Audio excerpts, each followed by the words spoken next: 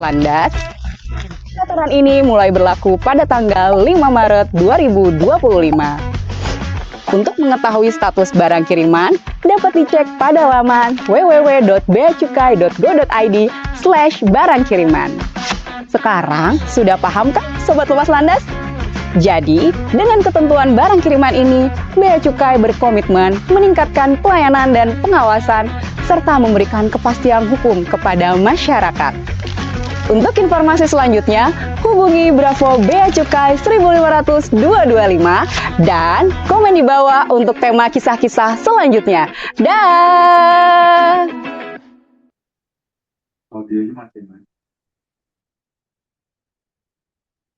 Kalau di perbankan ada nasabah prioritas, di Bea Cukai ada loh pengguna jasa prioritas. Mau tahu? Yuk kita simak bareng di kisah kumpulan informasi Bea Cukai Soekarno-Hatta.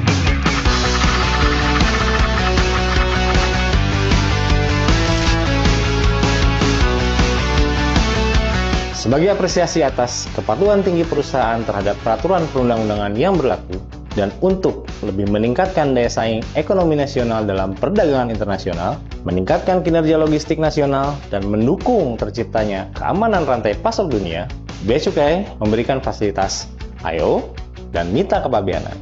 Hal ini diatur di dalam PMK 128 tahun 2023 untuk mita kepabeanan dan PMK 137 tahun 2023 untuk I/O. Lantas, apa sih I/O dan mita kepabeanan itu?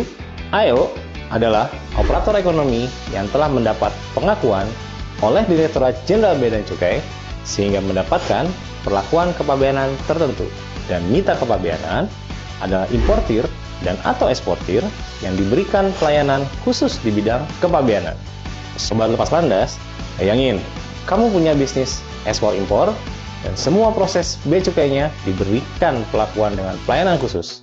Wah, luar biasa banget dong. Seperti nasabah prioritas, pemilik Black Card. Lalu, siapakah yang bisa menjadi I/O dan mita?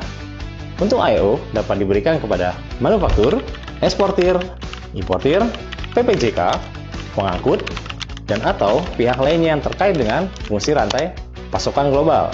Untuk mita dapat diberikan kepada eksportir dan importir. Nah, apa sih benefit dari status spesial tersebut? Benefit I/O terbagi menjadi 3, yaitu perlakuan kepabeanan umum, perlakuan kepabeanan khusus, perlakuan kepabeanan lainnya. Selengkapnya dapat dilihat pada tampilan berikut ya. Untuk mita kepabeanan, benefit yang didapat adalah kemudahan di bidang kepabeanan, kemudahan lainnya yang diberikan oleh kementerian atau lembaga terkait, klien koordinator khusus mita kepabeanan, kemudahan lainnya di bidang kepabeanan dengan mempertimbangkan manajemen risiko guna mendukung kelancaran arus barang. Masa berlaku pengakuan I/O berlaku selama 5 tahun dan dapat diperpanjang. Untuk mita kepabeanan berlaku selama tidak mengalami pembekuan bahkan pencabutan. Nah sekarang sobat sudah siap naik kelas jadi I/O atau mita? Informasi selengkapnya hubungi Bravo Bea Cukai di 1500225 atau cek di website resmi kami. Tulis juga di kolom komentar untuk tema kisah selanjutnya. Dah. Baik Bu, untuk billing tagihan kepabeanannya sudah muncul ya Bu, untuk nomor billingnya dengan total tagihan sebesar Rp150.225. Untuk pembayarannya gimana ya Pak? Untuk pembayaran, kami dari Bea Cukai sudah tidak menerima pembayaran tunai Bu. Jadi untuk pembayaran tagihan kepabeanannya bisa melalui Customs Payment Point dan pembayaran non tunai. Bisa bayar pakai apa aja Pak? Jadi Ibu bisa datang di counter Customs Payment Bu. Nanti di sana Ibu akan dibantu oleh petugas bank. Nah di sana Ibu nanti bisa store tunai, menggunakan kartu debit kredit, transfer, atau menggunakan kris Bu. Nah yang kedua pembayarannya yaitu non tunai Bu. Yang pertama Ibu nanti bisa menggunakan aplikasi mobile atau internet banking, kemudian mesin ATM dan aplikasi financial teknologi fintech seperti Dompet Digital, Marketplace, Minimarket, dan Alipay. Untuk pembayaran menggunakan mobile banking atau internet banking, Ibu bisa memilih menu pembayaran, kemudian klik MPN atau modul penerimaan negara. Nanti di situ Ibu akan memasukkan nomor billing ini dan setelah itu proses pembayaran. Bisa pakai kris juga ya Pak? Bisa Bisa Bu, untuk kris nanti tinggal memasukkan nomor billing ke website npn.kemendu.go.id. Nanti tagihan akan tergenerate kode krisnya dan nanti Ibu tinggal memindai pembayarannya menggunakan aplikasi yang bisa membayar kris seperti dompet digital dan mobile banking. Berarti tagihan ini juga bisa dibayar melalui aplikasi marketplace, Pak. Bisa banget Bu, nanti Ibu bisa bayar dari toko oranye, toko hijau, toko merah, bahkan di minimarket sejuta umat juga bisa Bu. Oh oke, saya barusan dari Tiongkok, Pak. Jadi saya punyanya cuma Alipay, apakah bisa diterima di Indonesia? Tentu bisa Bu, untuk Alipay, billing yang di-generate menjadi kris tadi oleh website mpn.kemendu.go.id bisa langsung dilakukan pembayaran melalui aplikasi Alipay. Saya mau bayar pakai Alipay aja, Pak. Baik Bu, sebentar saya generate dulu untuk krisnya. Silakan dipilih Bu untuk pembayaran via aplikasi Alipay sebesar Rp150.225 ya Bu. Untuk pembayaran via Alipay sudah masuk Bu, terima kasih Bu. Baik, kalau begitu saya lanjut perjalanan ya, Pak. Terima kasih atas penjelasan dan bantuannya. Sama-sama Bu, selamat melanjutkan perjalanan dan hati-hati selalu Bu. Assalamualaikum warahmatullahi wabarakatuh. Saya Hengki Temuan Parindungan Aritonang, Kepala Kantor Bea Cukai Soekarno-Hatta. Sejalan dengan nilai-nilai Kementerian Keuangan yang menempatkan integritas sebagai nilai pertama untuk diimplementasikan dalam tugas sehari-hari, Bea Cukai Soekarno-Hatta berkomitmen untuk menegakkan integritas dalam rangka mewujudkan penyelenggaraan negara yang bersih dan bebas dari korupsi, kolusi, dan nepotisme. Sehubungan dengan hal tersebut, seluruh pegawai Bea Cukai Soekarno-Hatta wajib menjadi teladan yang baik bagi masyarakat dengan tidak melakukan permintaan penerimaan gratifikasi serta tidak memanfaatkan momen tertentu untuk melakukan perbuatan atau tindakan koruptif. Menolak pemberian parsel, bingkisan, atau hadiah lainnya dalam bentuk apapun yang berhubungan dengan jabatan dan berlawanan dengan kewajiban atau tugas. Melaporkan penerimaan atau penolakan gratifikasi melalui aplikasi Gol KPK atau Unit Pengendali Gratifikasi UPG Bea Cukai Soekarno-Hatta. Kami juga menghimbau kepada seluruh stakeholder untuk tidak memberikan gratifikasi dalam bentuk apapun, baik berupa parsel, bingkisan, atau hadiah lainnya kepada pejabat maupun pegawai Bea Cukai Soekarno-Hatta, karena seluruh layanan kami tidak dipungut biaya ataupun gratis. Kepada pihak yang mengetahui terjadinya pelanggaran, agar melaporkan melalui saluran pengaduan Wise Kemenq atau pengaduan Bea dan Cukai. Kami menjamin kerahasiaan identitas pelapor dan memastikan pelapor tidak akan dipersulit dalam memperoleh pelayanan kepabeanan dan cukai. Terima kasih kepada seluruh stakeholder atas kerjasama, komitmen serta dukungannya, dan tak lupa kami juga mengapresiasi seluruh jajaran Bea Cukai Soekarno-Hatta atas komitmen dalam menjaga integritas. Mari kita berkomitmen untuk tolak dan lapor gratifikasi. Bea Cukai Soekarno-Hatta tegas mengawasi, gegas melayani, siap lepas landas. Wassalamualaikum warahmatullahi wabarakatuh.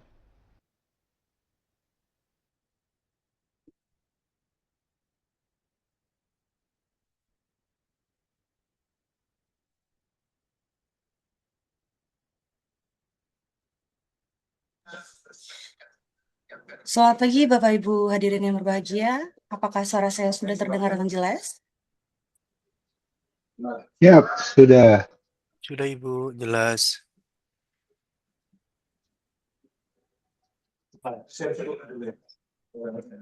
Baik, mohon izin untuk tim operator bisa dibantu tampilannya. Baik, kami ucapkan selamat datang kepada Bapak Ibu tamu undangan dan seluruh peserta Pintar Kepabeanan hari ini terkait impor sementara. Alhamdulillahirrahmanirrahim, senang sekali hari ini kita dapat berkumpul kembali dalam keadaan yang sehat walafiat di Zoom meeting kali ini. Semoga Bapak Ibu hari ini kita bisa menjalani hari Jumat yang menyenangkan ya dan penuh dengan edukasi. Dan semoga Bapak Ibu semua dimanapun berada tetap sehat dan bahagia selalu. Alhamdulillahirrahmanirrahim, puji dan syukur kita panjatkan kepada Tuhan Yang Maha Esa yang telah memberikan kita kesempatan untuk kegiatan hari ini.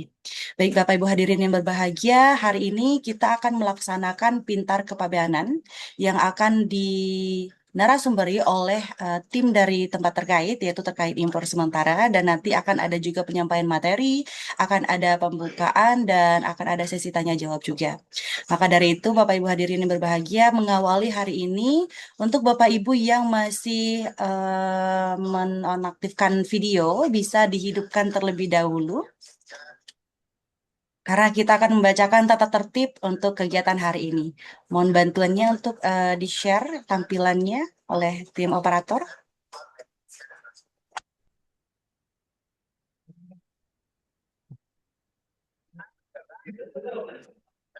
Baik, bisa ditampilkan untuk tata tertib hari ini.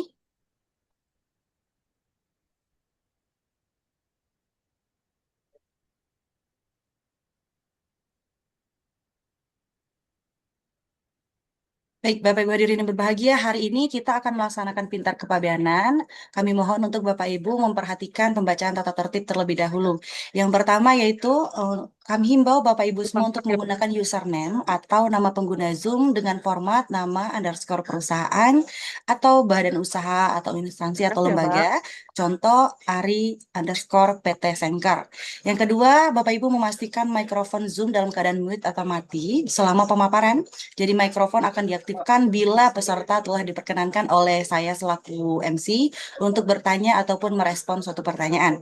Yang ketiga yaitu menggunakan latar virtual atau background yang telah disediakan panitia. Seperti Bapak Ibu ketahui, ada link serbaguna yang telah diberikan oleh tim panitia. Bapak Ibu bisa mengakses virtual background di sana dan menggunakannya pada kegiatan hari ini. Yang kelima yaitu kami menghimbau Bapak Ibu semua untuk jangan lupa mengisi daftar hadir melalui tautan serbaguna yang sama, yaitu helling.me/pintar 2026, yang mana telah dikirimkan oleh tim panitia di kolom chat Zoom. Dan yang terakhir, materi akan disampaikan dalam form survei yang telah dilengkapi. Jadi nanti ketika acara sudah hampir selesai, akan diberikan form survei untuk kegiatan hari ini, untuk memperbaiki kegiatan dan untuk improvement ke depannya. Jadi kami mohon kesediaan Bapak Ibu untuk mengisi dengan maksimal form tersebut, dan materi akan disampaikan setelah Bapak Ibu selesai mengisi form tersebut. Baik, Bapak Ibu hadirin yang berbahagia, untuk kelancaran acara pagi hari ini, marilah kita menundukkan kepala sejenak untuk berdoa. Berdoa menurut agama dan kepercayaan masing-masing. Berdoa mulai.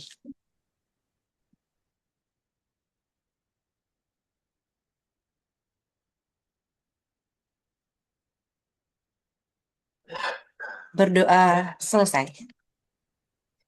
Baik, selanjutnya untuk meningkatkan rasa cinta kita terhadap Negara Kesatuan Republik Indonesia, marilah kita menyanyikan lagu kebangsaan Indonesia Raya. Hadirin dipersilakan untuk mengondisikan di tempatnya masing-masing.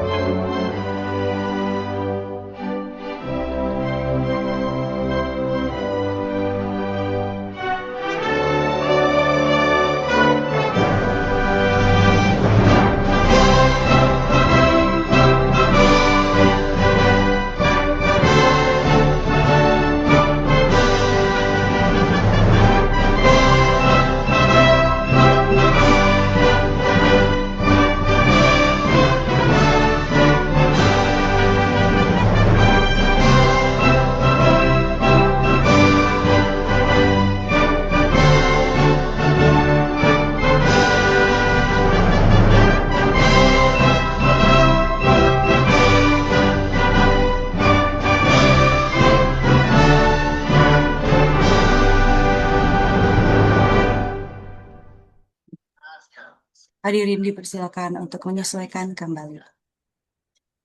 Baik, hadirin yang berbahagia, untuk memulai acara hari ini, karena materi kita nanti akan disampaikan oleh narasumber, kami akan menyampaikan pretest terlebih dahulu untuk mengukur sebatas mana kemampuan peserta sebelum acara ini berlangsung. Jadi pretest ini tidak akan mempengaruhi apa-apa, tapi kami mohon kesediaan Bapak Ibu semua dan seluruh peserta untuk mengisi pretest tersebut dalam Hailing yang sama, yaitu hailing.me/pintar 2026. Silakan untuk diisi terlebih dahulu bagian pretest selama 2 menit. Linknya juga sudah dikirimkan oleh tim panitia pada kolom chat Zoom. Silakan untuk diklik dan diisi terlebih dahulu pretest kegiatan. Dalam 3, 2, 1.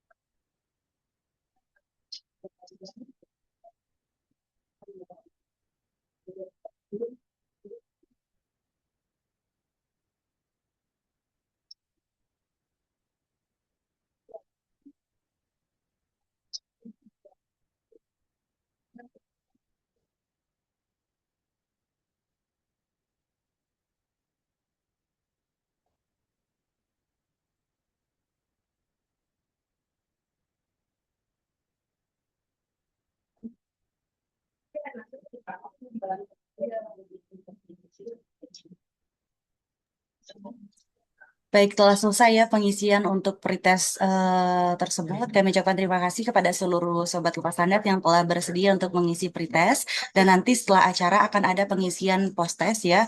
Kami menghimbau juga Bapak Ibu nanti setelah acara ini selesai untuk mengisi post-test. Jadi tujuannya adalah Bapak Ibu semua mengerti apa yang telah disampaikan dalam sosialisasi Pintar Kepabeanan pada pagi hari ini. Baik, Bapak Ibu hadirin yang berbahagia dan seluruh peserta Pintar Kepabeanan, selanjutnya kita akan mendengarkan sambutan terlebih dahulu dari keynote speaker kita, yaitu Kepala Bidang Pelayanan dan Fasilitas Kepabeanan Cukai, Bapak Wahyu Anggara. Pada Bapak Ang, apakah sudah bergabung? Siap, sudah, Kak Feni. Sudah siap. bergabung ya Pak, ya Alhamdulillah hari ini sehat ya Pak. Alhamdulillah sehat, Kak Feni. MC Sehat kondang sekali dan kita. sumringah ya Pak ya. Siap. Baik, kami persilakan Bapak Ang untuk menyampaikan sambutannya. Iya, terima kasih Kak Feni. Assalamualaikum warahmatullahi wabarakatuh. Selamat pagi, salam sejahtera untuk kita semua. Om Swastiastu, Namo Buddhaya, salam kebajikan. Yang kami hormati para importir dan PPJK yang hadir pada hari ini. Yang kami hormati juga para pemangku kepentingan di lingkungan KPU Bea Cukai Soekarno-Hatta. Yang kami hormati para pejabat administrator, pengawas, serta seluruh pegawai KPU Bea Cukai Soekarno-Hatta. Pertama-tama, marilah kita panjatkan puji syukur kehadirat Tuhan Yang Maha Esa, karena atas rahmat dan karunia-Nya pada hari ini kita dapat berkumpul dan mengikuti kegiatan sosialisasi Pintar Kepabeanan session yang ke-6 episode kelima dalam keadaan baik dan sehat.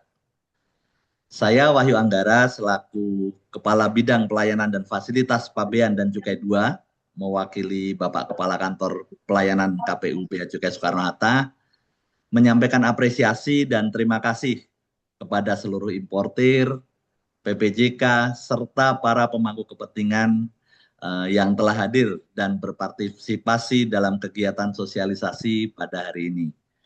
Sebagai bentuk komitmen bersama dalam mendukung kelancaran pelayanan dan pengawasan kepabeanan di lingkungan Bandara Soekarno-Hatta.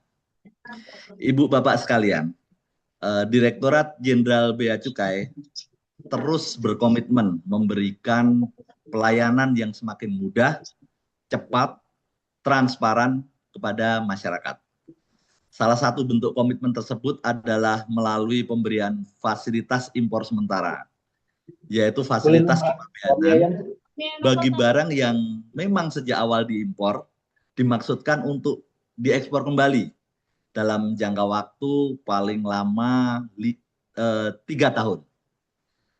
Fasilitas ini merupakan wujud peran Bea Cukai sebagai trade facilitator yang bertujuan mendukung kegiatan ekonomi, investasi, inovasi, serta kerjasama internasional tanpa mengabaikan aspek pengawasan.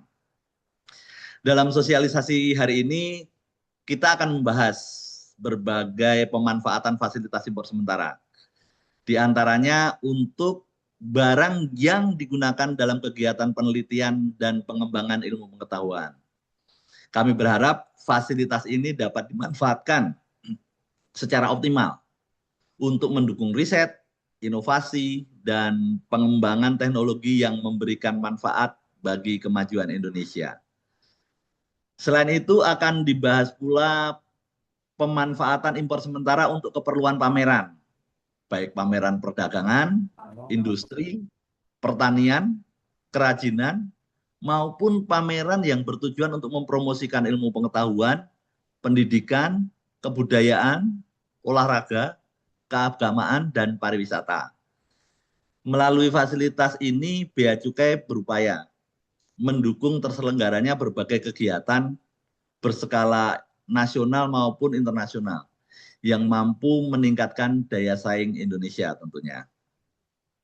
Di sisi lain, Bea Cukai juga menjalankan fungsi pengawasan untuk memastikan bahwa fasilitas yang dimanfaatkan sesuai dengan ketentuan yang berlaku, sehingga tujuan pemberian fasilitas dapat tercapai secara tepat sasaran dan tetap memberikan kepastian hukum bagi seluruh pengguna jasa.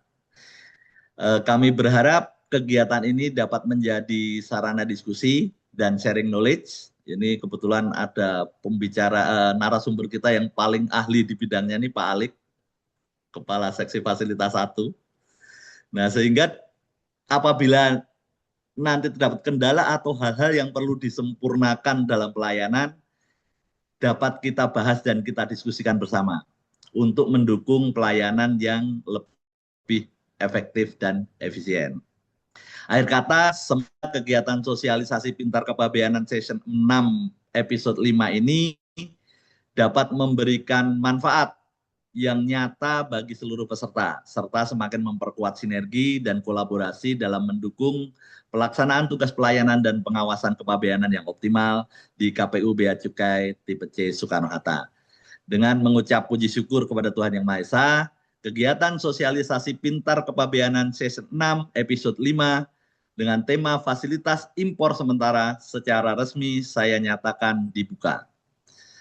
Terima kasih, sambutan saya akhiri. Wassalamualaikum warahmatullahi wabarakatuh. Waalaikumsalam warahmatullahi wabarakatuh. Terima kasih Pak Ang, hari ini sudah sangat bersemangat ya Pak untuk membuka acara dengan senyum sumringahnya. Kami persilakan juga jika Pak Ang setelah ini ada kegiatan berikutnya. Tapi sebelum itu kita akan melaksanakan sesi foto bersama terlebih dahulu. Jadi kami mohon kepada seluruh peserta Pintar Kepabeanan untuk menghidupkan kameranya dan mengaktifkan virtual background karena kita akan melaksanakan foto bersama dengan dibantu oleh tim operator untuk men-screenshot kegiatan foto bersama hari ini. Baik, kita foto bersama untuk yang pertama terlebih dahulu. Kita gaya formal, bisa dihidupkan kameranya, melihat ke arah depan, kita dalam foto dalam 3, 2, 1. Baik, untuk yang kedua yaitu kita bisa menggunakan gaya ikonik dari Bea Cukai Soekarno-Hatta, yaitu Bapak Ibu diangkat tangan kanannya di depan dada, yaitu siap lepas landas. Bisa kita foto dalam 3, 2, 1. Dan yang terakhir yaitu gaya bebas, Bapak Ibu silakan ekspresikan dirinya, yang ingin gaya cakar, gaya love, gaya peace, kami persilakan untuk dalam 3, 2, 1. Baik, terima kasih. Berikan tepuk tangan virtual untuk kita semua, Bapak Ibu yang kami hormati. Terima kasih juga kepada Bapak Wahyu. Kami persilakan jika Bapak ingin mengikuti acara ini hingga selesai. Dan kami persilakan pula jika Bapak ada kegiatan berikutnya. Terima kasih telah membuka acara pagi hari ini. Semoga acara kita lancar dan nanti aktif teman-teman peserta dalam sesi diskusi. Ya, terima kasih Mbak Feni. Mohon izin Pak Ali, Mbak Feni dan rekan-rekan sekalian. Ini saya mohon izin ada diet press release ya hari ini ya terkait tegahan NPP Soekarno-Hatta. Saya mohon izin undur diri. Terima kasih. Selamat mengikuti sosialisasi. Baik, terima kasih Pak Wahyu Anggara. Kami persilakan. Baik, Bapak Ibu hadirin dan seluruh peserta Pintar Kepabeanan, selanjutnya kita akan memasuki sesi acara inti, yaitu pembahasan yang hari ini telah disampaikan oleh Pak Ang bahwa narasumber kita ini sudah sangat mumpuni ya di bidangnya, sudah sangat sering sekali untuk mengatasi atau menjalankan layanan impor sementara. Mungkin di sini Bapak Ibu hadirin tamu undangan yang ikut sudah pernah bertemu dengan beliau atau berkomunikasi, tapi ada beberapa yang belum. Maka dari itu kita berkenalan terlebih dahulu kepada Bapak Ali Kuswarno selaku Kepala Seksi Fasilitas Pabeanan Cukai 1 Bidang PFPC 2. Sudah bergabung Bapak? Sudah, Mbak Feni kita sudah bergabung. Apakah Sudah suara saya bergabung. terdengar ya? Terdengar dengan jelas dan sumringah senyumnya Bapak. Gimana kabarnya hari ini Bapak? Alhamdulillah baik sekali. Sudah Iya, bersemangat ya Pak? Iya, semangat. Yang partisipannya udah mencapai 335 nih. Iya, bener ini Pak, udah banyak Kalau banget. sampai 1.200.000 nyamain Indonesia Vietnam kemarin, wah bagus sekali. Nanti ada supporterannya juga kalau sampai 1.200 ya Pak ya. Iya. Baik, kami persilakan untuk Pak Alik untuk menyampaikan materinya. Oke, terima kasih Mbak Feni atas waktunya. Bismillahirrahmanirrahim. Assalamualaikum warahmatullahi wabarakatuh. Apakah suara saya terdengar dengan jelas? Jelas, Pak. Jelas. Muka saya kelihatan ya? Jelas juga, Pak. Ini kelihatannya saya lihat di ada spandeng-spandeng nih. Monggo silakan kalau sambil ngopi-ngopi silakan, kita santai aja. Jelas, Pak, jelas. Ya, biar waktunya terasa nggak Jelas, lama Pak. dan bisa menyerap dengan bagus apa yang nanti akan saya sampaikan sambil ngopi nggak apa-apa. Oke ya, perkenalkan saya Ali Kuswarno yang sekarang menjabat di Seksi Fasilitas Pabean dan Cukai 1 Bidang FPC 2 di Bea Cukai Suta Soekarno-Hatta yang menjabat salah satunya menangani impor sementara. Untuk langsung saja karena waktu yang diberikan kepada saya mungkin nanti saya sangat singkat ya, 30 menit lah kurang lebih, sedangkan materinya banyak sekali. Tetapi sebenarnya kalau Bapak Ibu sudah pernah membaca 178 PMK-nya dan perubahan yang terakhir itu di 183 tahun 2020, di situ sebenarnya sudah ada semuanya. Ya, Bapak Ibu santai aja semuanya, mau sambil ngopi silahkan. Oke, kita langsung aja next ke dasar hukum, monggo silahkan. Operator, ke dasar hukum aja langsung, terus lanjut nanti waktunya nggak lama. Oke, yang pasti dasar hukum ya, yang pertama pasti Undang-Undang Kepabeanan nomor 17, bagaimana perubahan Undang-Undang Kepabeanan nomor 10, yang pasti pokoknya di situ. Yang kedua, dasar hukumnya adalah Peraturan Menteri Keuangan nomor 178 tahun 2017, ini sudah dirubah 2 kali, 106 2019 dan PMK 183 tahun 2020. Untuk peraturan dirjennya di Per 02 tahun 2018. Seperti itu. Untuk perubahan-perubahannya terutama untuk yang pembebasan banyak yang dihapus, dan untuk pembayaran jaminan aja yang dirubah, untuk yang lainnya sama semuanya. Next.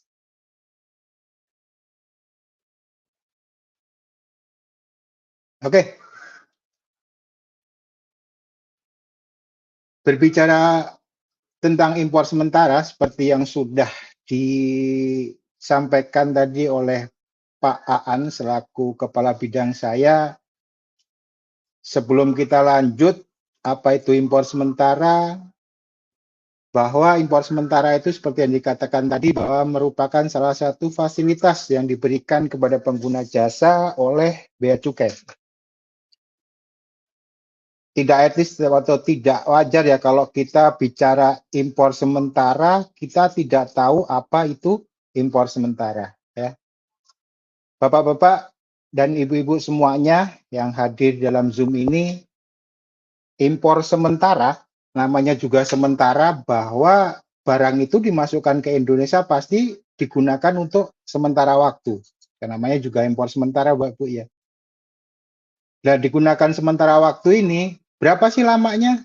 Lamanya paling lama dikasih waktu 3 tahun. Ya. 3 tahun.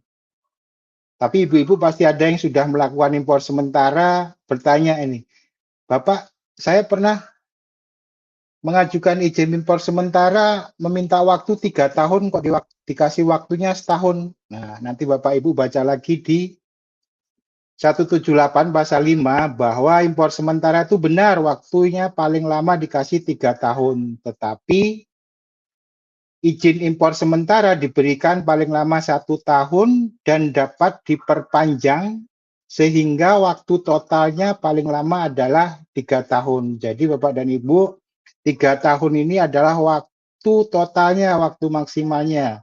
Tetapi kalau Bapak Ibu mengajukan permohonan impor sementara, dikasih dulu waktu 1 tahun, nanti dapat diperpanjang, totalnya adalah 3 tahun.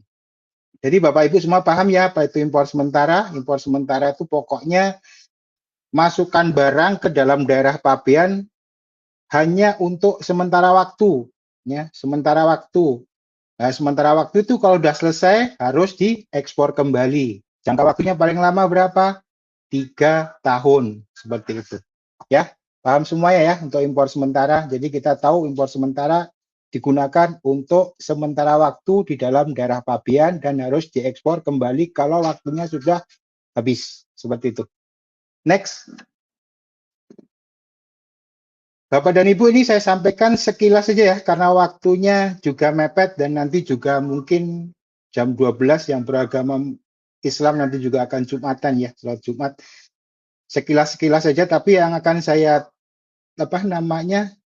titik beratkan hal-hal yang sering terjadi nanti di lapangan atau pada aktualnya pada saat pengajuan impor sementara. Oke. Sekarang adalah kita menuju ke persyaratan impor sementara. Ya, kita tahu bahwa tadi sudah diketahui impor sementara itu barang yang dimasukkan ke dalam daerah pabean untuk sementara waktu dan wajib diekspor kembali. Barang-barang apa aja sih yang boleh dimasukkan jadi impor sementara? Syaratnya apa sih?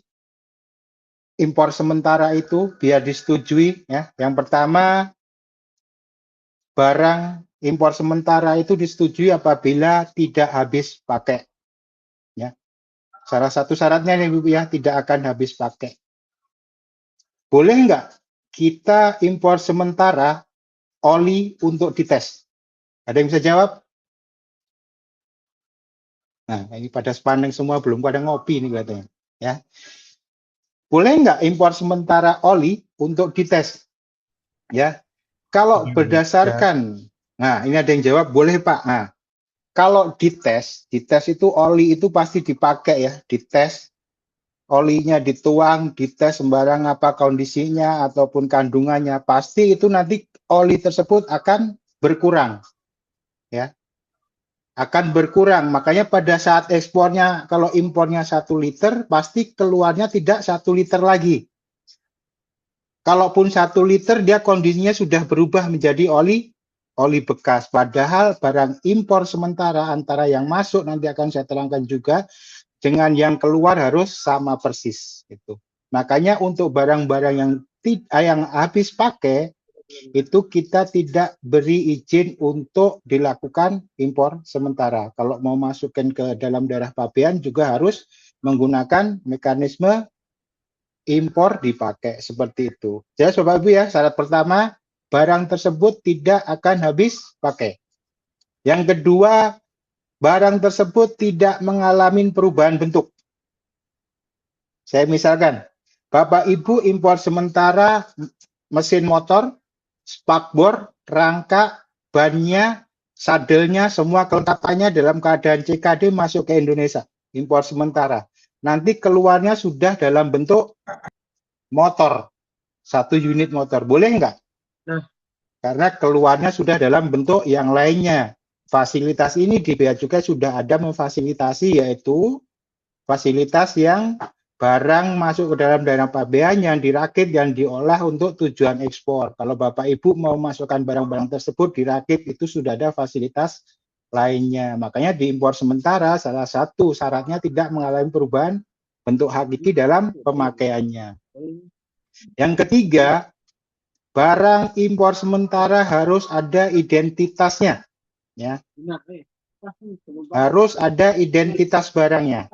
Bicara soal identitas, kita bicara dengan ketentuan umum dibilang di dalam perdagangan. Identitas barang, kalau dalam umum di perdagangan apa? Identitas barang itu ada serial number, ada part number, ada model, ada merek, dan sebagainya. Itu identitas barangnya. Jadi barang impor sementara itu harus ada identitas barangnya.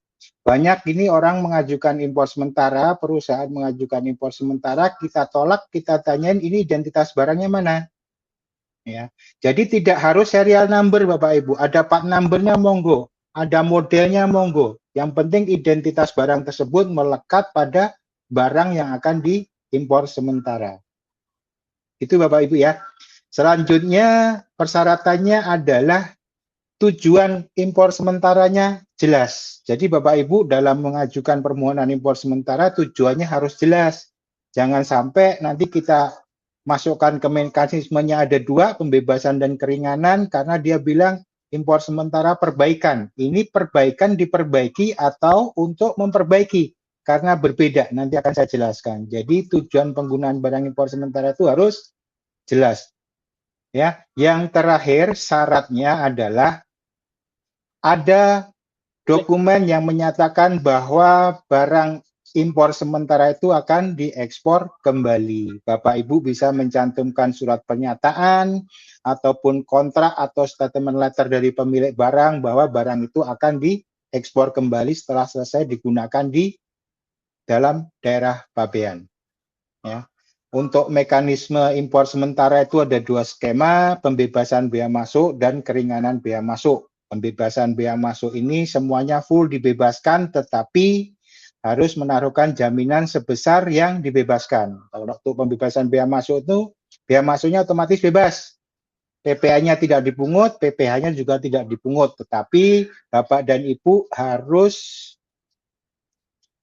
menaruh jaminan sebesar bea masuk, PPN, dan PPh. Untuk keringanan bea masuk, Bapak dan Ibu harus membayar 2% per bulan dari jangka waktu yang diberikan. Kalau Bapak Ibu dapat waktu 12 bulan, jadi bayar bea masuknya 2 kali 12 kali besaran bea masuknya. Untuk PPN-nya dipungut, untuk PPh-nya tidak dipungut. Jadi yang ditaruhkan jaminan adalah sisa dari bea masuknya dan PPh-nya. Seperti itu. Terus ada yang tanya, untuk lartasnya gimana barang impor sementara itu? Ya, untuk barang impor sementara dikecualikan itu adalah tasnya aja Bu ya, yang dibatasinya aja. Kalau untuk pembatasan atau barang yang dibatasi dikecualikan dari impor sementara. Dia tidak wajib melengkapi dokumen pembatasannya atau barang yang dibatasi. Tetapi kalau untuk larangannya, barang impor sementara wajib dilengkapi dokumen dari instansi terkait. Ya. Jadi harus dibedakan, lartas itu ada 2, larangan dan pembatasan. Untuk yang dibatasi diimpor sementara nggak pakai surat rekomendasi dari instansi terkait. Tetapi kalau barang tersebut masuk ke dalam ketentuan barang larangan, harus dilengkapi dari instansi terkait. Seperti itu. Ya. Terus kalau saya sudah memasukkan barang impor sementara ini, umpamanya pesawat, terus kalau ada kerusakan, spare part-nya boleh impor sementara enggak? Boleh, Bapak dan Ibu ya. Spare part tersebut boleh dilakukan impor sementara asal memenuhi persyaratan yang A sampai E tadi. Dan untuk mekanismenya, spare part itu akan mengikuti barang utamanya. Kalau dia barang utamanya dapat pembebasan, spare part-nya juga akan mendapatkan pembebasan bea masuk. Kalau barang utamanya itu mendapatkan keringanan bea masuk, spare part-nya juga akan mendapatkan keringanan bea masuk. Seperti itu. Ayo next. Ini udah berapa menit nih?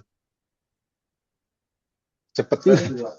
Cepat juga, Pak. Boleh disesuaikan saja, Pak. Kalau masih panjang juga Ini disesuaikan. panjang sekali dan udah disingkat-singkat. Oke ya, ini sebagai tadi yang seperti saya jelaskan, kenapa barang impor sementara itu harus ada identitasnya, karena yang pertama saya katakan apabila ada orang konsultasi ke saya bahwa barang impor sementara itu antara nanti pas masuk sama yang keluar harus sama persis. Bukan sama aja, harus sama persis. Ya.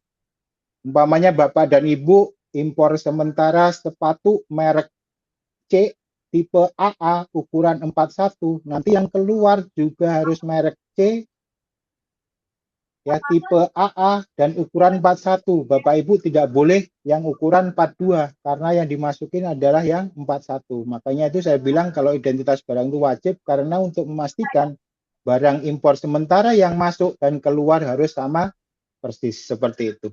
Ya, next. Ini. Nah, seperti saya tadi dibicarakan di depan bahwa mekanisme impor sementara itu ada dua mekanisme, pembebasan dan keringanan. Nih, nanti dibaca sendiri Bapak Ibu ya. Yang pertama ada barang keperluan pameran dan seterusnya, ada keperluan untuk penelitian dan seterusnya, untuk keperluan pertunjukan umum, olahraga dan seterusnya. Yang perlu saya garis bawahin untuk nomor 1, barang untuk keperluan pameran, seminar, konferensi, atau kegiatan semacam itu, nanti Bapak Ibu cek lagi di 178 pasal 5A. Untuk barang nomor 1 ini hanya diberikan waktu penggunaannya paling lama 1 tahun dan tidak dapat diperpanjang. Ya, ingat, kalau yang lain-lainnya itu maksimal bisa 3 tahun, tapi kalau untuk nomor 1 Bapak Ibu ya, barang untuk keperluan pameran dan selanjutnya ini hanya diberikan waktu 1 tahun dan tidak bisa diperpanjang lagi, ya.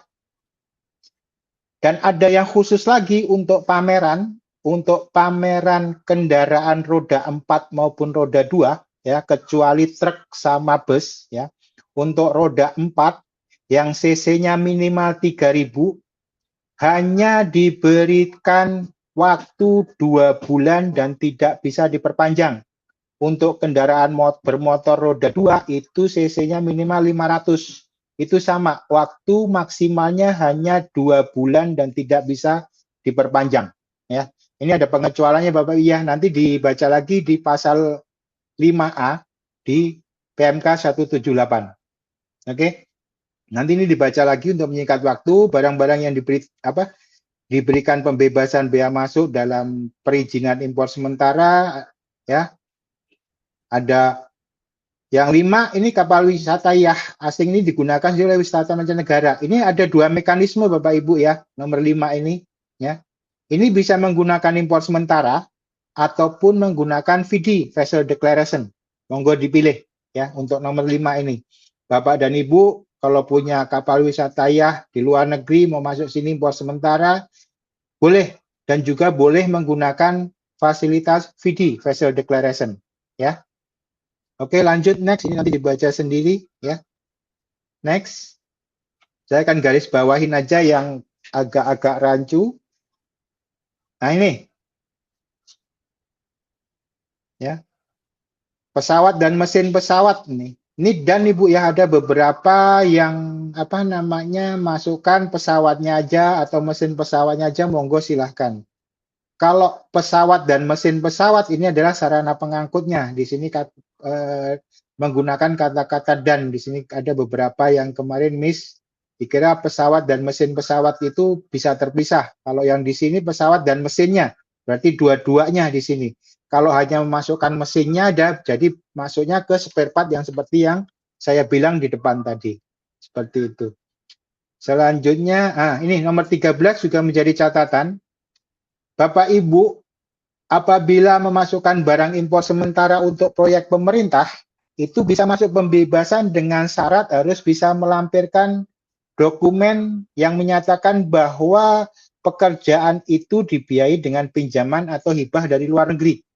Kalau Bapak Ibu tidak bisa mencantumkan dokumen tersebut, maka dia akan masuk ke kekeringanan. Seperti itu. Lanjut, next.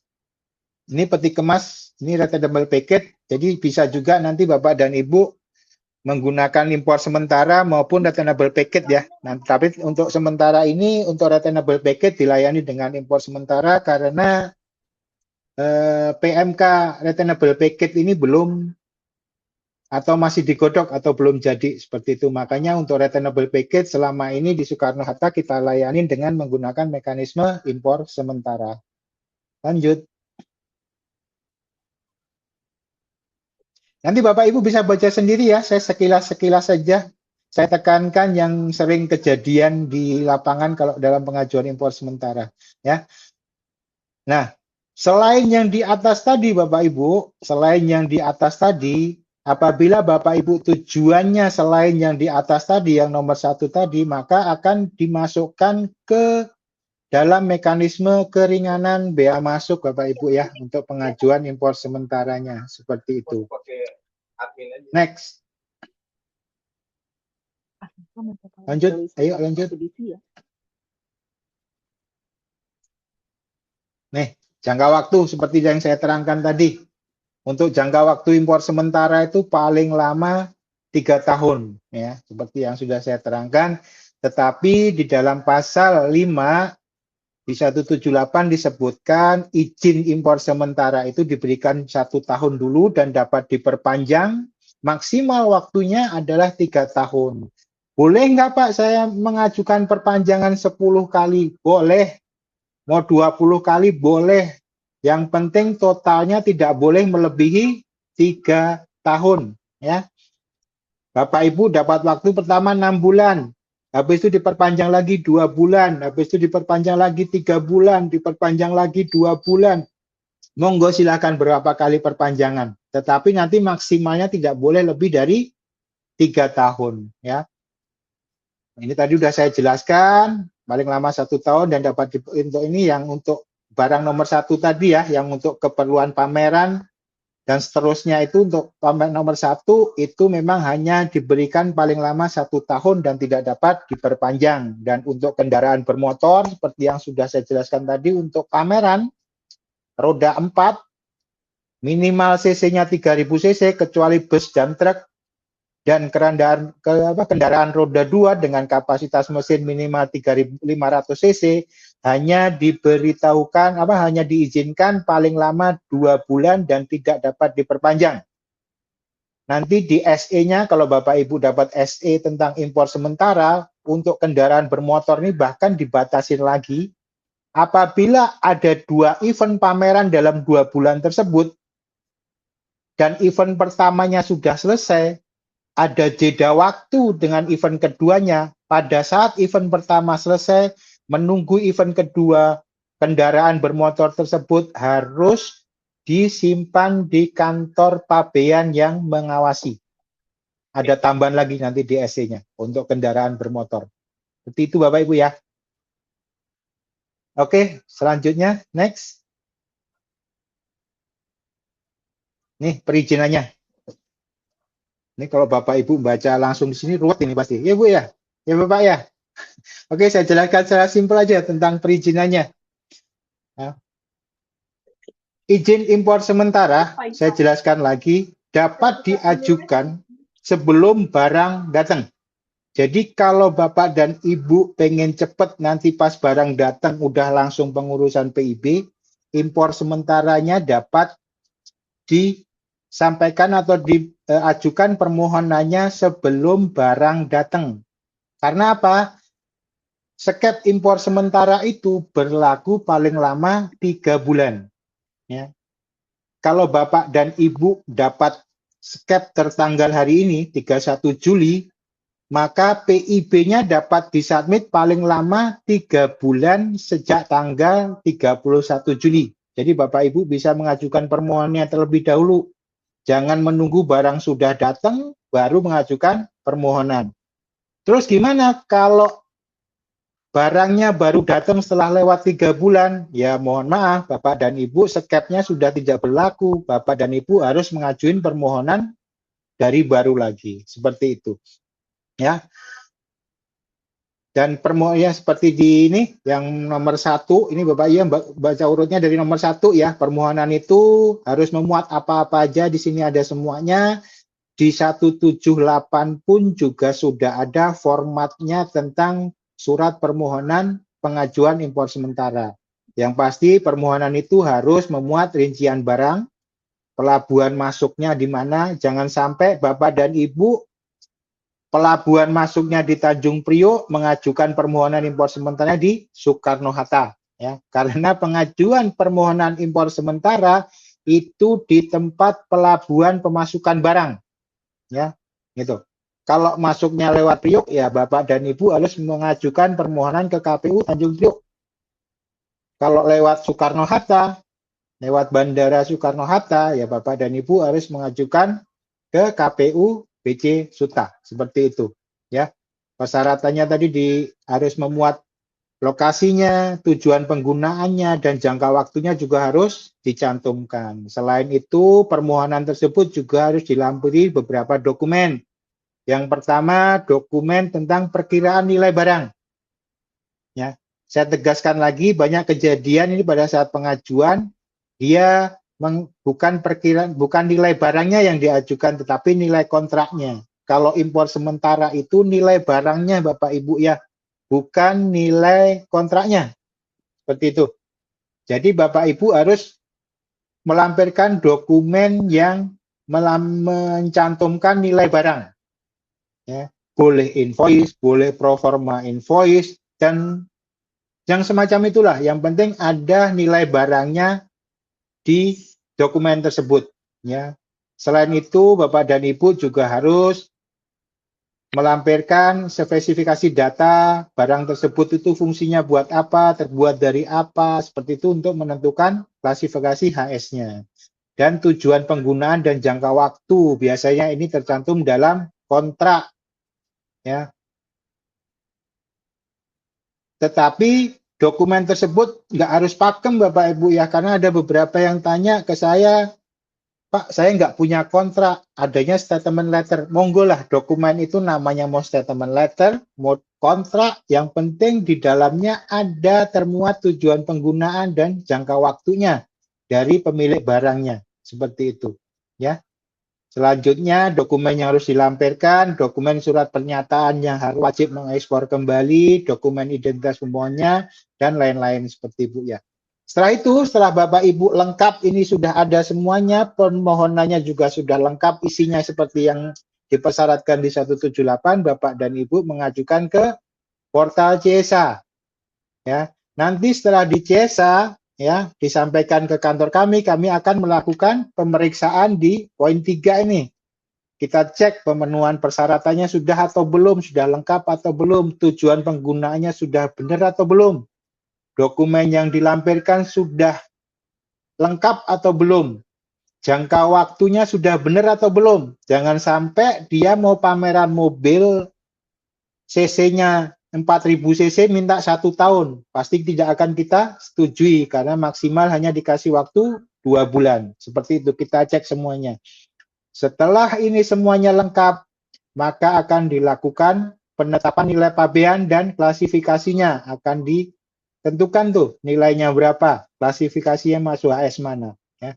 Setelah ini lengkap semuanya, maka akan disetujui, ya. Tetapi kalau ini ada beberapa hal sini yang kurang ataupun harus dilengkapi, maka keputusan itu akan dikembalikan atau ditolak. Setelah diterima, kantor pabean pemasukan atau tempat pengajuan permohonan impor sementaranya mengirimkan skepnya ke Bapak dan Ibu dan juga mengirimkan skep tersebut ke kantor pabean yang mengawasi tempat penggunaan barangnya. Umpamanya kalau Bapak dan Ibu penggunaan barangnya ada di Tangerang, maka kita akan kirim ke Kanwil DJPC Banten dan KPBC Tangerang seperti itu. Ya, untuk permohonan perizinan ini Bapak dan Ibu ada yang dikecualikan. Ya, kalau Bapak dan Ibu mau impor sementara lewat terminal atau barang penumpang itu dikecualikan. Bapak dan Ibu boleh tidak mengajukan permohonan perizinan, langsung nanti Bapak Ibu di sana hanya mengisi form, ya. Tetapi kalau perizinan ini melalui kargo, Bapak dan Ibu wajib mengajukan permohonan ke kantor pelabuhan pemasukan barangnya. Seperti itu, Bu, ya. Untuk barang pribadi penumpang, ASP ini awak sarana pengangkut, ya, itu dikecualikan untuk mengajukan permohonan. Jadi nggak harus mengajukan permohonan. Jadi langsung di terminal nanti ada pegawai bea cukai yang menangani langsung. Ya, di situ langsung ada formnya seperti itu. Untuk sarana pengangkut, peti kemas dan ini karena PMK-nya untuk returnable package belum jadi, maka untuk saat ini hanya bisa dilayani dengan menggunakan mekanisme impor sementara. Oke, lanjut next.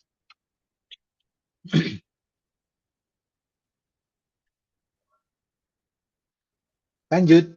Ini belum lanjut. Ya, oke. Nih. Kalau ini biasanya Bapak dan Ibu sudah terbiasa lah untuk realisasinya ya. Dengan mengajukan PIB, nanti PIB-nya disubmit ke CSA Impor. Ya, nanti dilakukan penelitian. Baik penelitian dokumen dan fisik. Ingat Bapak dan Ibu ya, untuk impor sementara ya, di poin 3 ini, ya, ini kan ada 1 realisasi impor, 2 pembayaran dan jaminannya, yang 3 ini untuk impor sementara itu wajib dilakukan pemeriksaan fisik. Makanya Bapak dan Ibu mau status importinya hijau, mita, dan AEO semuanya pasti nanti kena jalur merah.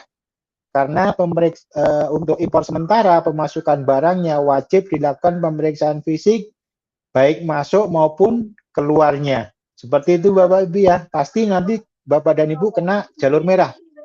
Karena untuk memastikan barang yang seperti saya bilang tadi, untuk memastikan barang yang masuk dengan yang keluar sama persis dan apakah kita cek barangnya benar ada identitasnya, barangnya tidak ada yang habis pakai dan jumlahnya benar sesuai yang diajukan di dalam permohonan impor sementara.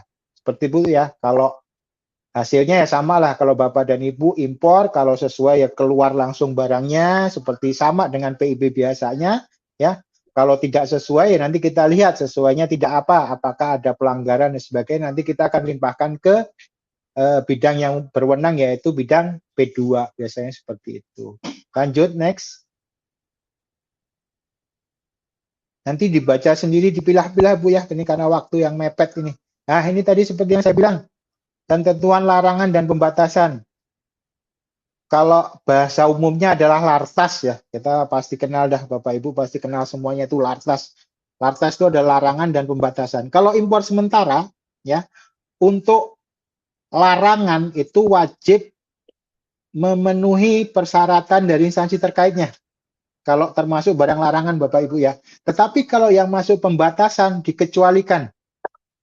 Maka Bapak dan Ibu tidak perlu melengkapi dari instansi terkait kalau yang pembatasan. Tetapi kalau yang larangan itu baik impor sementara itu pun harus Bapak dan Ibu melengkapi izin dari instansi terkaitnya. Jadi kalau Bapak dan Ibu nanti masih tanya lagi lartas, harus saya pisah lagi karena lartas itu larangan dan pembatasan. Untuk larangan tetap wajib melengkapi dokumen dari instansi terkait, tetapi kalau pembatasan dikecualikan. Jadi Bapak dan Ibu tidak perlu melengkapi dari instansi terkait. Pembatasan contoh yang paling gampang adalah barang bukan baru.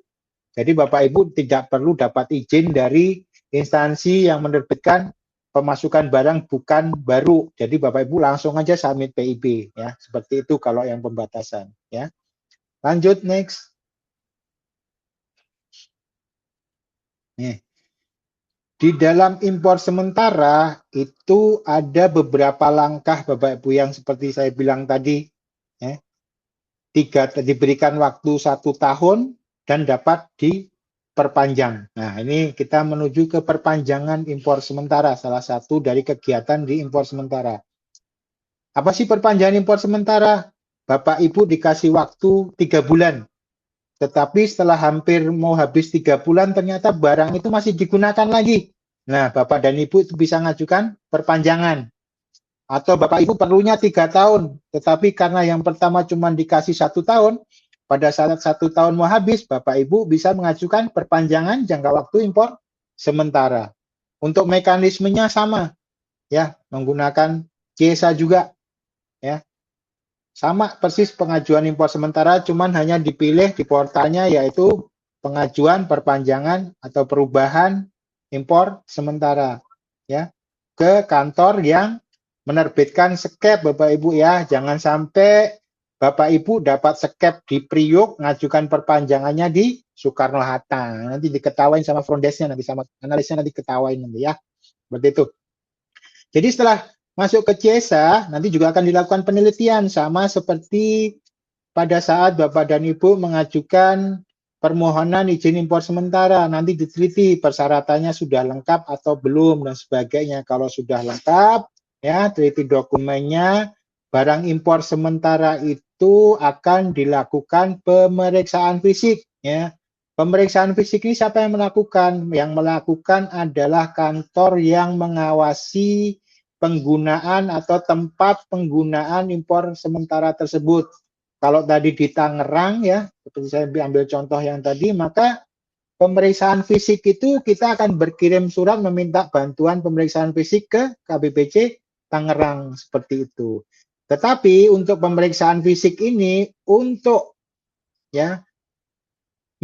untuk AEO ini bisa dikecualikan berdasarkan dengan manajemen resikonya seperti itu. Nanti kalau sudah dilakukan pemeriksaan fisik, kedapatan sesuai semua, penggunaannya juga sesuai, tujuannya juga sesuai, tempatnya juga sesuai, maka perpanjangan itu dapat diterima. Nanti Bapak dan Ibu mendapat skep perpanjangan izin impor sementara seperti itu ya. Yang menjadi catatan ini banyak yang lupa, banyak yang nggak tahu saya dapat skep perpanjangan dibaca atau tidak, dibaca atau kelewat. Itu yang pertama adalah pada saat Bapak dan Ibu mendapatkan skep perpanjangan impor sementara, yang wajib dilakukan adalah melakukan pembayaran ataupun penyesuaian jaminan. Ini banyak sekali Bapak dan Ibu setelah mendapatkan skep perpanjangan impor sementara, Bapak dan Ibu tidak melakukan pembayaran apabila keringanan, ya, ataupun penyesuaian jaminan, ya. Ini diatur waktunya paling lama 30 hari sejak tanggal jatuh tempo. Jatuh tempo yang skep awal Bapak Ibu ya, bukan jatuh tempo perpanjangannya, ya. Jadi setelah Bapak dan Ibu menerima skep perpanjangan impor sementara, Bapak dan Ibu wajib melakukan penyesuaian jaminan atau membayar apabila keringanan ada yang dibayar. Itu paling lama 30 hari sejak tanggal jatuh tempo. Ya. Kalau Bapak Ibu sampai lewat 30 hari tidak membayar atau tidak melakukan penyesuaian jaminan, maka skep perpanjangan yang Bapak Ibu terima itu dinyatakan tidak berlaku dan Bapak dan Ibu harus mereekspor barang tersebut. Seperti itu ya. Jadi ingat-ingat nih, banyak yang lalai di nomor 5 ini. Setelah mendapatkan perpanjangan tidak melakukan pembayaran atau penyesuaian jaminan. Ya Bapak ya, nanti padahal itu sudah kita cantumkan di skep perpanjangan tersebut jelas sekali. Yang langkah-langkah apa yang harus dilaksanakan setelah mendapat perpanjangan impor sementara. Seperti itu. Next. Lanjut. Nah, salah satu kegiatan impor sementara selain perpanjangan ya Ibu ya, Bapak Ibu juga bisa memajukan pindah lokasi dan tujuan penggunaan lainnya seperti itu. Jadi Bapak Ibu umpamanya pada skep pertama mendapatkan izin barang tersebut digunakan di Tangerang. Ternyata Bapak Ibu dapat kontrak baru bahwa barang tersebut juga akan digunakan di Surabaya. Makanya Bapak dan Ibu bisa mengajukan pindah lokasi, ya, seperti itu. Pindah lokasi atau penambahan lokasi, monggo silakan. Bisa ditambah, bisa dirubah. Kalau ditambah digunakan di dua-duanya berarti Bapak Ibu menambahkan. Jadi nanti yang timbul di skep pindah lokasi, tempat penggunaannya ada dua, Tangerang dan Surabaya, ataupun juga bisa dirubah atau diganti. Nanti cuman Surabaya aja. Monggo Bapak Ibu ya. Nanti bisa diajukan ini pindah lokasinya. Baik. Dan juga apabila Bapak dan Ibu juga tujuannya akan digunakan dengan tujuan yang lain, itu Bapak dan Ibu juga bisa mengajukannya. Tetapi dalam hal penggantian tujuan penggunaan ini harus yang setara ya Bapak Ibu ya. Kalau Bapak Ibu mendapatkan pembebasan, ya tujuan penggunaannya diganti yang di pembebasan juga, nggak boleh berubah menjadi kekeringanan. Sebaliknya juga gitu. Bapak dan Ibu pertama mendapatkan keringanan bea masuk, terus mengajukan perubahan tujuan menjadi pembebasan, itu tidak diperkenankan. Jadi yang setingkat seperti itu, ya.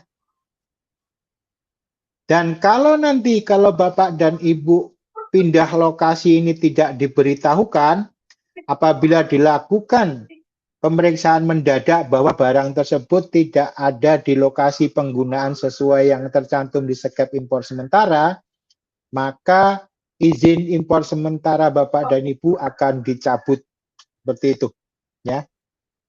Oke, next.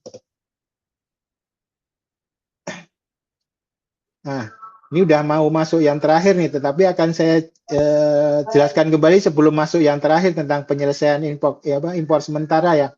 Bapak dan Ibu, apabila Bapak dan Ibu mau mengajukan perpanjangan, pindah lokasi, ya, dan penggunaan tujuan yang lain, Bapak dan Ibu mengajukan permohonannya jangan sampai lewat tanggal jatuh tempo.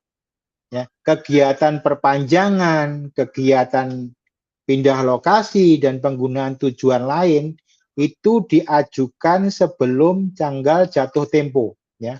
Apabila diajukan setelah tanggal jatuh tempo, maka pengajuan permohonan perpanjangan, pindah lokasi dan digunakan untuk tujuan langsung itu akan ditolak. Kalau sudah ditolak, Bapak dan Ibu harus mereekspor barang impor sementaranya paling lama 30 hari sejak tanggal jatuh tempo. Kalau Bapak dan Ibu mereekspornya lewat 30 hari, maka akan dikenakan denda 100% bea masuk. Ya, tolong dicatat ini. Semua kegiatan perpanjangan, pindah lokasi, dan tujuan penggunaannya dirubah, itu diajukan sebelum tanggal jatuh tempo. Ya. Apabila diajukan setelah tanggal jatuh tempo, maka permohonan tersebut akan ditolak. Dan setelah keluar penolakannya, Bapak dan Ibu punya waktu untuk mereekspor sampai 30 hari sejak tanggal jatuh tempo. Kalau Bapak dan Ibu mereekspornya lewat dari 30 hari, maka Bapak dan Ibu dikenakan SPSA sebesar 100% bea masuk. Seperti itu ya. Dan semuanya. Ini yang terakhir, penyelesaian dengan ekspor kembali. Jadi penyelesaian impor sementara itu ada dua. Nanti saya terangkan di bawahnya. Yaitu dengan diekspor kembali dan dengan tidak diekspor kembali. Ini dengan sisa menambahkan tidak aja ini sebenarnya. Ya. Ada dua penyelesaian impor sementara itu dengan diekspor kembali dan dengan tidak diekspor kembali. Seperti itu. Sekarang kita bicara penyelesaian impor sementara dengan yang diekspor kembali. Ya. Sebenarnya sama. Ekspor impor sementara dengan ekspor barang biasa sama prosedurnya dengan PIB dan sebagainya seperti sama semuanya. Tetapi kalau permohonan ekspor kembali barang impor sementara ini banyak kejadian dari perusahaan-perusahaan dia tidak mencentang PEB-nya di ekspor ekspor sementara, ya. Ada beberapa yang nyentang di PEB umum seperti itu. Apa bedanya? Kalau Bapak dan Ibu mencentang PEB-nya atau memilih PEB ekspor sementara, maka sistem akan memerahkan. Pasti Bapak dan Ibu mendapatkan jalur merah. Karena apa? Barang impor sementara baik masuk dan keluar wajib dilakukan pemeriksaan fisik. Ya, ini yang sering kejadian. Bapak dan Ibu nanti perusahaan maupun PPJK jangan sampai lupa. Kadang-kadang perusahaannya sudah ingat, PPJK-nya yang lupa. Ya, ada yang PPJK-nya ingat, perusahaannya lupa. Ya, jadi saling mengingatkan. Ya, jadi jangan sampai lupa mencentang PEB-nya, ya, dengan PEB ekspor sementara. Ya, kalau Bapak Ibu centang PEB biasa, nanti tidak akan terkena jalur merah dan barang tidak dilakukan pemeriksaan fisik. Kalau barang sudah tidak dilakukan pemeriksaan fisik, kami anggap tidak direekspor karena kita tidak tahu barang yang diekspor itu apa fisiknya, ya, seperti itu. Kalau sudah masuk dianggap tidak diekspor, kena SPSA, jaminan dan dicairkan buat negara. Ini yang jadi catatan. Banyak kejadian ekspor ekspor sementara PEB-nya bukan PEB yang dicentang ekspor sementara. Jadinya dia tidak dilakukan pemeriksaan fisik seperti itu. Dan saya tambahkan lagi, sebenarnya ekspor barang ekspor sementara ini bukan hanya bisa memakai PEB, tetapi bisa CN dan sebagainya. Tetapi di dalam CN maupun PEBK itu belum diakomodir untuk ekspor sementaranya. Jadi ya lempeng aja, nanti nggak akan dilakukan pemeriksaan fisik. Makanya untuk saat ini, untuk ekspor kembali ekspor sementara harus menggunakan PEB, dokumen PEB. Tidak boleh menggunakan dokumen yang lainnya, karena yang mengakomodir jenis pemberitahuan pabean ekspor sementara hanya baru di PEB. Untuk prosesnya seperti Bapak dan Ibu lakukan dengan ekspor biasa sama, dilakukan dengan menggunakan jasa ekspor, nanti dapat respon, dapat NPE, ya, dapat penjaluran dan sebagainya, nanti akan dilakukan pemeriksaan fisik. Nah, ini seperti yang saya bilang tadi, pemeriksaan fisik ini akan muncul apabila dalam pemilihan PEB-nya udah benar Bapak Ibu ya. Kalau Bapak Ibu sudah centang PEB-nya atau pilih PEB-nya ekspor sementara, maka akan keluar jalur merah nih. Pemeriksaan fisiknya ada. Tetapi kalau Bapak dan Ibu PEB-nya itu centang PEB umum, maka pemeriksaan fisik ini tidak akan muncul seperti itu ya. Dan untuk ekspor, penyelesaian ekspor impor sementara dengan ekspor kembali, ini ada dua mekanisme Bapak dan Ibu ya. Bapak dan Ibu boleh mengajukan permohonan ekspornya ke kantor, boleh langsung PEB langsung, ya.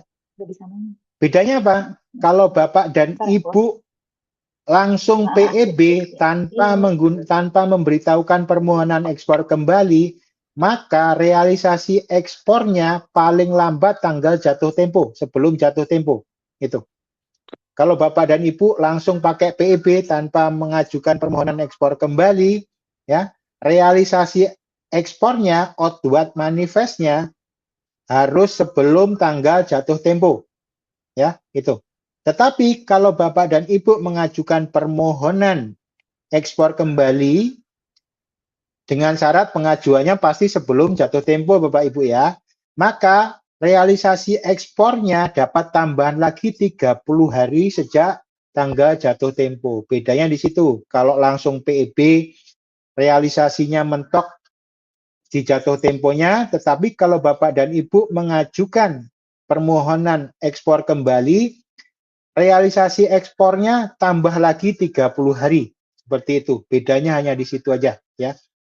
Jadi kalau Bapak dan Ibu tidak mengajukan permohonan ekspor, realisasinya lewat dari jatuh tempo, maka akan dikategorikan sebagai terlambat mereekspor. Seperti itu. Tetapi kalau Bapak dan Ibu mengajukan permohonan ekspor kembalinya, Bapak dan Ibu dapat tambahan lagi 30 hari. Jadi kalau realisasi ekspornya nanti seminggu setelah jatuh tempo, itu nggak ada masalah karena Bapak Ibu sudah mengajukan permohonan ekspor kembali seperti itu. Ya, Bapak Ibu yang jadi catatan ini, nomor 1 ini, jangan sampai PEB-nya dicentang PEB umum, ya, itu aja. Dan sebelum jatuh tempo harus segera direalisasikan ekspornya atau sebelum jatuh tempo mengajukan permohonan ekspor kembali ke kantor yang menerbitkan SCAP, seperti itu. Lanjut. Nih, tadi sudah saya bilang penyelesaian impor sementara ada 2, penyelesaian dengan diekspor kembali dan dengan tidak diekspor kembali atau selain diekspor kembali. Ada beberapa kriteria yang diperbolehkan untuk barang impor sementara itu tidak diekspor kembali. Yang pertama, ini untuk keperluan proyek pemerintah, ya. Yang kedua, mengalami kerusakan berat dalam penggunaan sehingga pemilik barang di sana sudah tidak mau menerima kembali, itu boleh. Yang ketiga, barang tersebut di dalam penggunaannya hilang, ya, entah dicolong maling atau apa segalanya lah, atau kecemplung. Kalau di dalam pengeboran minyak kadang-kadang barang yang dipakai kecemplung dan tidak bisa diambil lagi, seperti itu.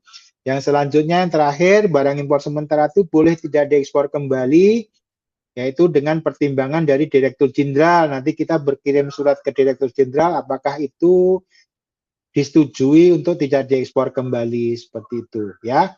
Terus selanjutnya Izin Pak untuk Ali. hibah. Yap. Untuk waktunya Udah mungkin lama ya? 1 menit lagi Pak. Boleh di close Oke, untuk ini yang materinya. terakhir nih. Nah, oke, yang selanjutnya untuk tujuan hibah. Yang kedua untuk force major. Force major ini di 178 dijelaskan buka force majornya hanya untuk bencana alam, Bapak Ibu, ya. Force majornya bencana alam seperti itu baru diperbolehkan force major. Nah, untuk yang A sampai D ini latasnya wajib dipenuhi, Bapak yang Ibu, ya, apabila mendapat persetujuan ini, ya, untuk tidak diekspor kembali, dan harus membayar biaya masuk, PDRI terutang, dan sanksi administrasi sebesar 100% biaya masuk, ya. Terus untuk yang tujuan hibah itu dibebaskan dari kewajiban membayar biaya masuk, ya. Tidak dipungut PPN, PPNBM, dan PPH, dan tidak dikenai sanksi administrasi berupa denda. Tetapi ini semua juga harus melampirkan persyaratan yang wajib dipenuhin, ya. Nanti persyaratan untuk hibah apa aja nanti di 178 ada. Dan untuk keadaan force major, selain dia dibebaskan dari yang hibah ini, juga dikecualikan dari barang dibatasi untuk diimpornya. Jadi untuk yang force major ini Bapak Ibu tidak perlu melengkapi, ya, izin dari instansi terkaitnya, seperti itu, ya. Next, berarti sudah selesai. Yap, sudah selesai Pak. Nah, ya kan. Ya Bapak Ibu, ya, ini yang bisa saya sampaikan dengan waktu yang sesingkat mungkin. Saya pilah-pilah mana-mana yang menjadi titik beratnya yang sering kejadian di lapangan seperti yang saya utarakan tadi, ya. Mohon maaf kalau memang kurang jelas atau apa ya, kurang menyentuh ke hal-hal yang lainnya karena memang waktunya yang sangat padat ini, sangat sempit, sehingga saya ambil pokok-pokoknya aja dan hal-hal yang sering terjadi di lapangan seperti itu aja. Terima kasih semuanya. Wassalamualaikum warahmatullahi wabarakatuh. Waalaikumsalam warahmatullahi wabarakatuh. Luar biasa sekali Pak Ali penyampaian materinya yang sangat komprehensif, ya.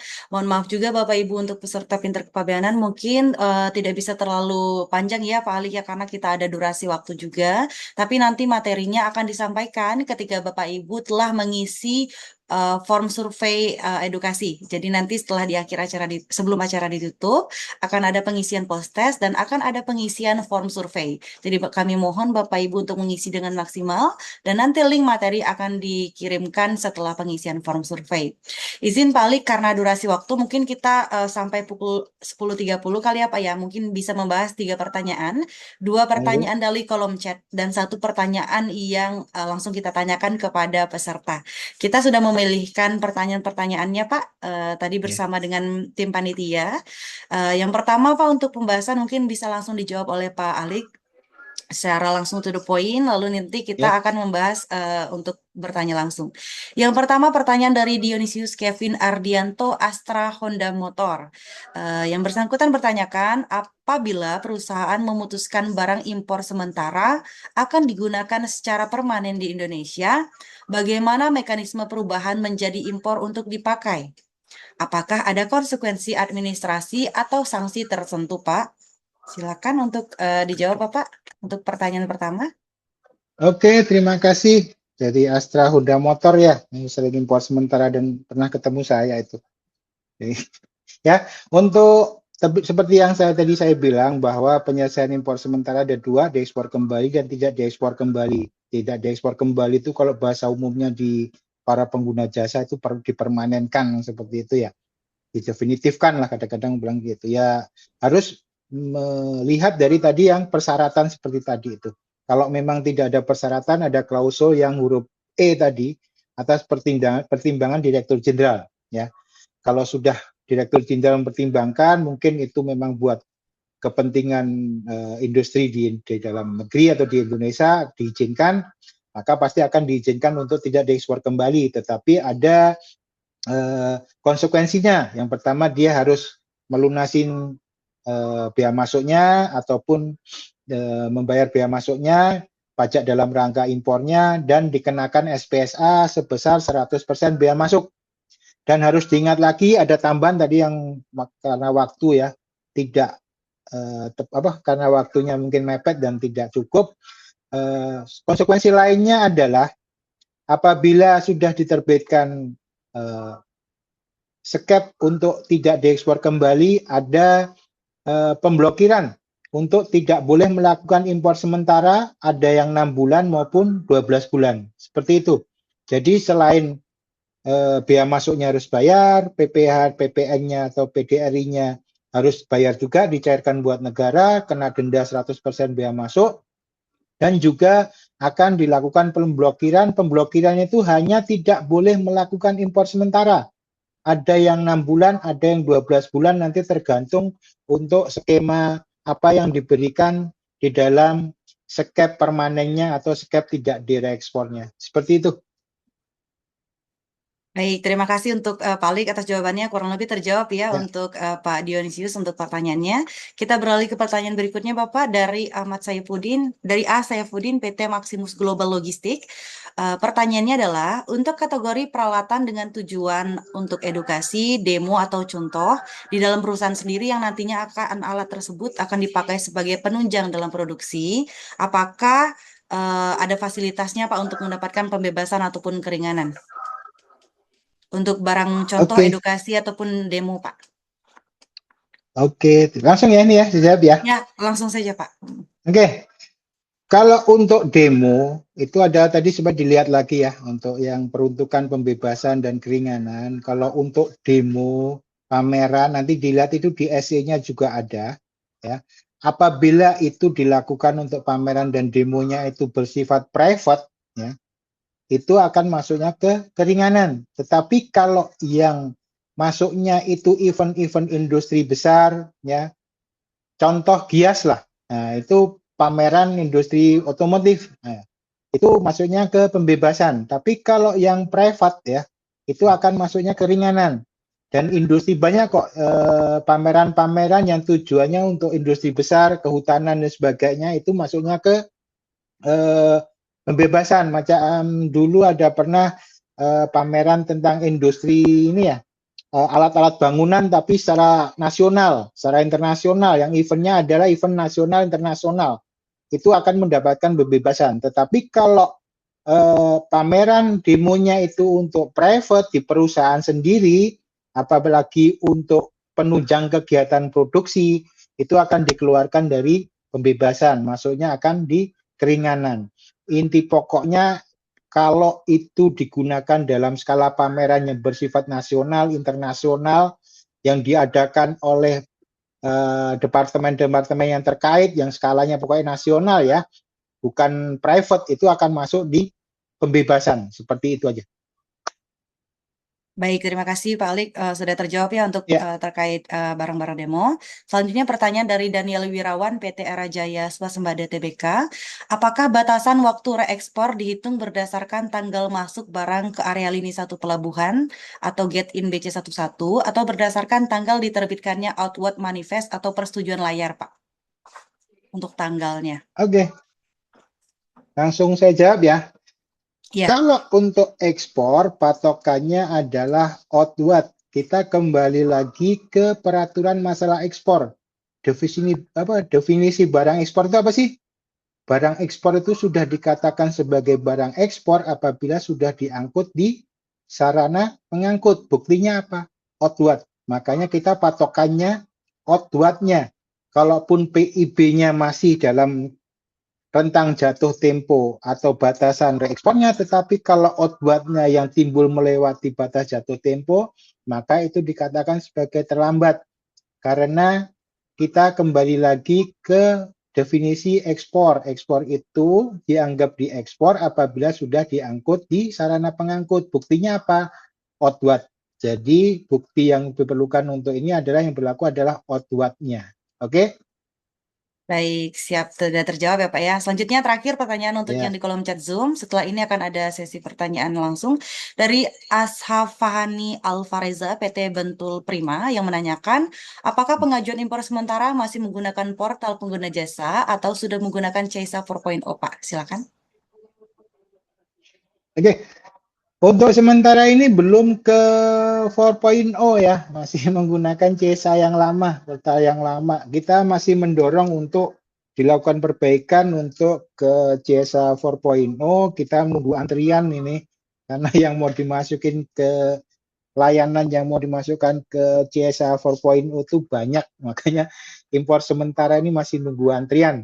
Nggak tahu kapan mau dimasukkan, yang pasti sudah tidak secara manual lagi, sudah menggunakan pengajuannya dengan menggunakan online, menggunakan CESA yang lama, seperti itu. Baik, terima kasih Pak Alik untuk itu sudah terjawab ya Pak ya, masih menggunakan yang lama ya Pak.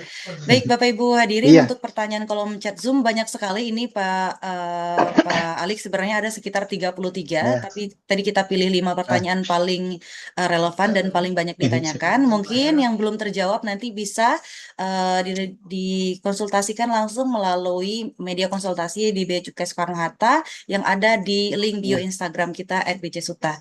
Baik, selanjutnya Pak, mungkin satu pertanyaan ya Pak ya untuk pertanyaan langsung dari yang mengangkat tangan. Ini ada Ibu Andriani PT Rubina Watch Indonesia.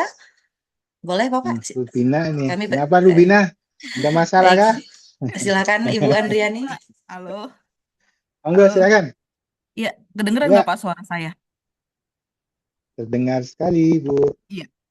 Gini nih Pak, saya mau nanya yang terkait ketentuan impor sementara yang dimasuk barang larangan. Nah, ini yang dimaksud barang larangan itu apa aja, Pak? Apakah termasuk dari yang berlartas atau bagaimana, Pak? Oke. Udah itu aja? Itu aja ada sih, lainnya? Pak. Enggak ada.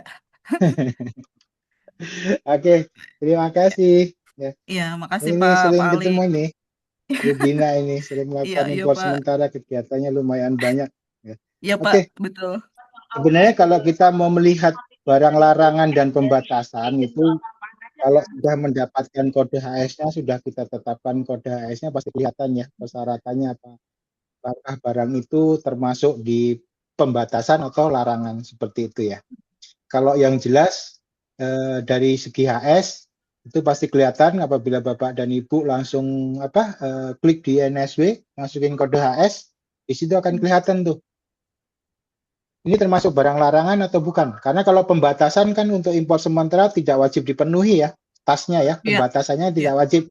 tidak wajib dilaporkan. Tapi kalau itu masuk ke larangan, wajib melampirkan dari instansi terkait. Contoh yang paling simpel itu impor sementara ada yang menggunakan yang termasuk larangan itu kalau keperluan TNI Polri ini biasanya senjata. Ya itu tetap wajib dilampirkan karena senjata termasuk barang larangan. Ada yang izin dari Bapeten yang X-ray. Nah, itu di INSW termasuk barang larangan. Makanya wajib memenuhi persyaratan impornya dari instansi terkait walaupun menggunakan mekanisme impor sementara. Lebih jelasnya biasanya kalau udah dapat skep impor sementara di situ kan tercantum nilai barang dan HS ya. Nah, Iya, HS-nya betul. coba dicek di INSW apakah ada larangan atau enggak. Kalau pembatasan ya diabaikan aja karena kalau pembatasan kan tidak wajib dipenuhi ya dalam pengajuan PIB-nya untuk impor sementara. Seperti itu sih.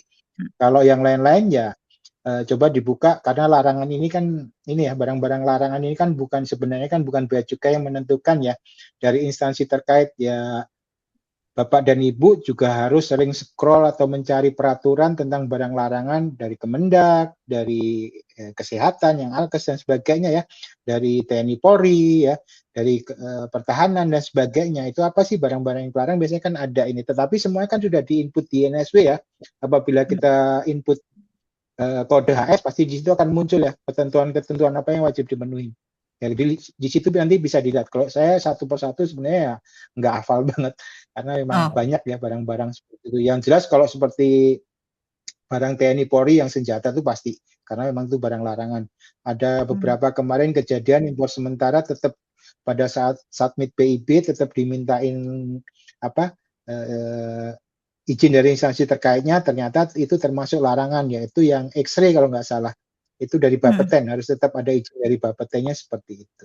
Jadi lebih jelasnya ya di NSW ada, tapi kalau biasanya sudah mendapatkan kode HS di skep, coba dimasukin di NSW, apakah ada larangannya atau enggak. Gitu. Kalau pembatasan diabaikan aja karena memang dikecualikan seperti itu. Iya, kalau misalkan cuman hanya LS kayak misalkan Sukovindo itu aja masih oke kan ya Pak ya, masih pembebasan kan Oke, ya Pak? itu karena pembatasan. Iya. Pembatasan. Untuk kalau seperti ya pembatasan nggak ada masalah. Ada beberapa yang jadi larangan itu saya pernah menanganin impor sementara kimono bekas untuk pameran karena dia masukkan ke pakaian bekas ya. Nah pakaian bekas kan dilarang tuh. Ya itu kalau kadang-kadang pakaian seperti bukan itu. baru tuh Makanya dilarang Pak, dilihat berarti ada larangan. dilarang pakaian bekas tuh dilarang. Termasuk larangan dia, bukan pembatasan. Seperti itu. Oh, berarti nggak bisa diimpor sementara Pak kalau barang bukan baru. Biasanya kita carikan kalau memang itu buat pameran dan sebagainya. Iya. Kalau pameran kan biasanya atau showing di ini ya, di apa namanya di museum dan sebagainya biasanya ya. Kalau kemarin yang terakhir dari Jepang itu museum ya kita ganti HS-nya dengan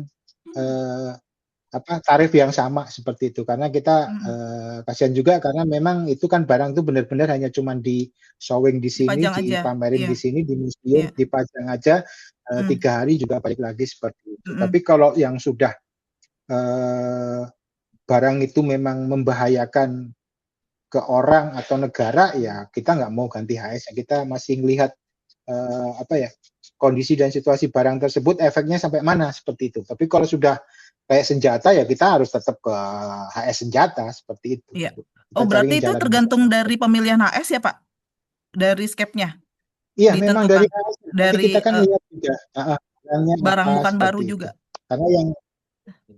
Karena kan yang mutlak impor sementara tadi saya sebelum sempat menjelaskan bahwa perlu diingat barang impor sementara ini adalah salah satu layanan official assessment ya. Bukan self assessment. Karena cuman perkiraan nilai barang, nggak ada nilai transaksinya, otomatis metode 1 gugur. Jadi penetapan impor sementara itu penetapan nilai pabean dan HS-nya mutlak kewenangan di bea cukai. Seperti itu. Ya. Dan penetapan nilai harganya langsung menggunakan metode 2 sampai 6. Metode 1-nya nggak kepake karena official assessment itu hanya perkiraan seperti itu.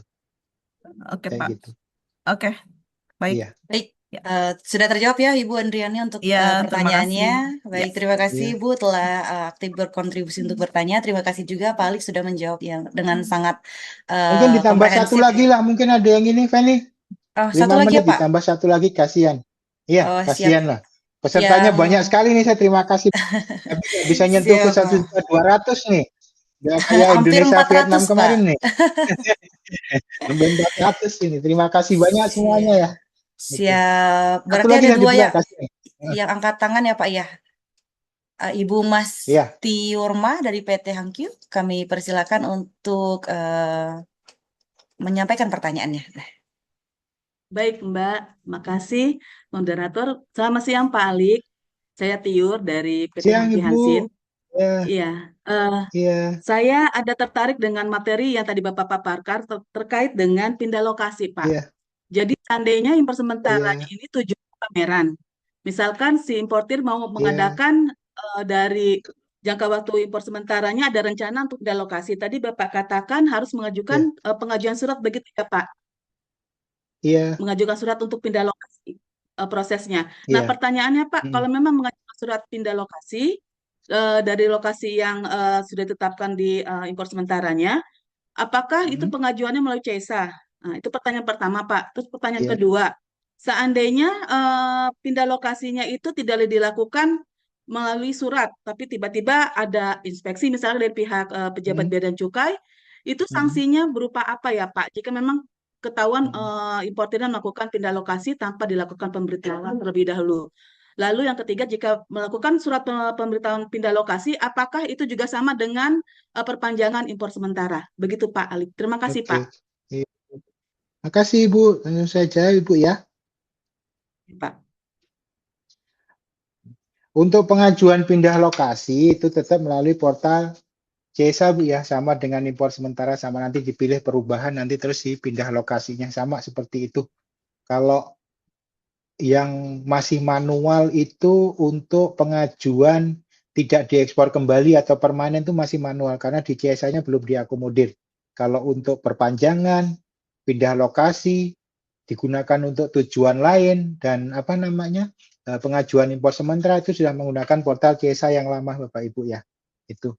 Terus yang kedua, pertanyaan Bapak Ibu tadi yang kedua, bahwa apabila ada pada saat diperiksa bahwa barang tersebut lokasinya tidak ada atau tidak tercantum di dalam skep impor sementara, ya.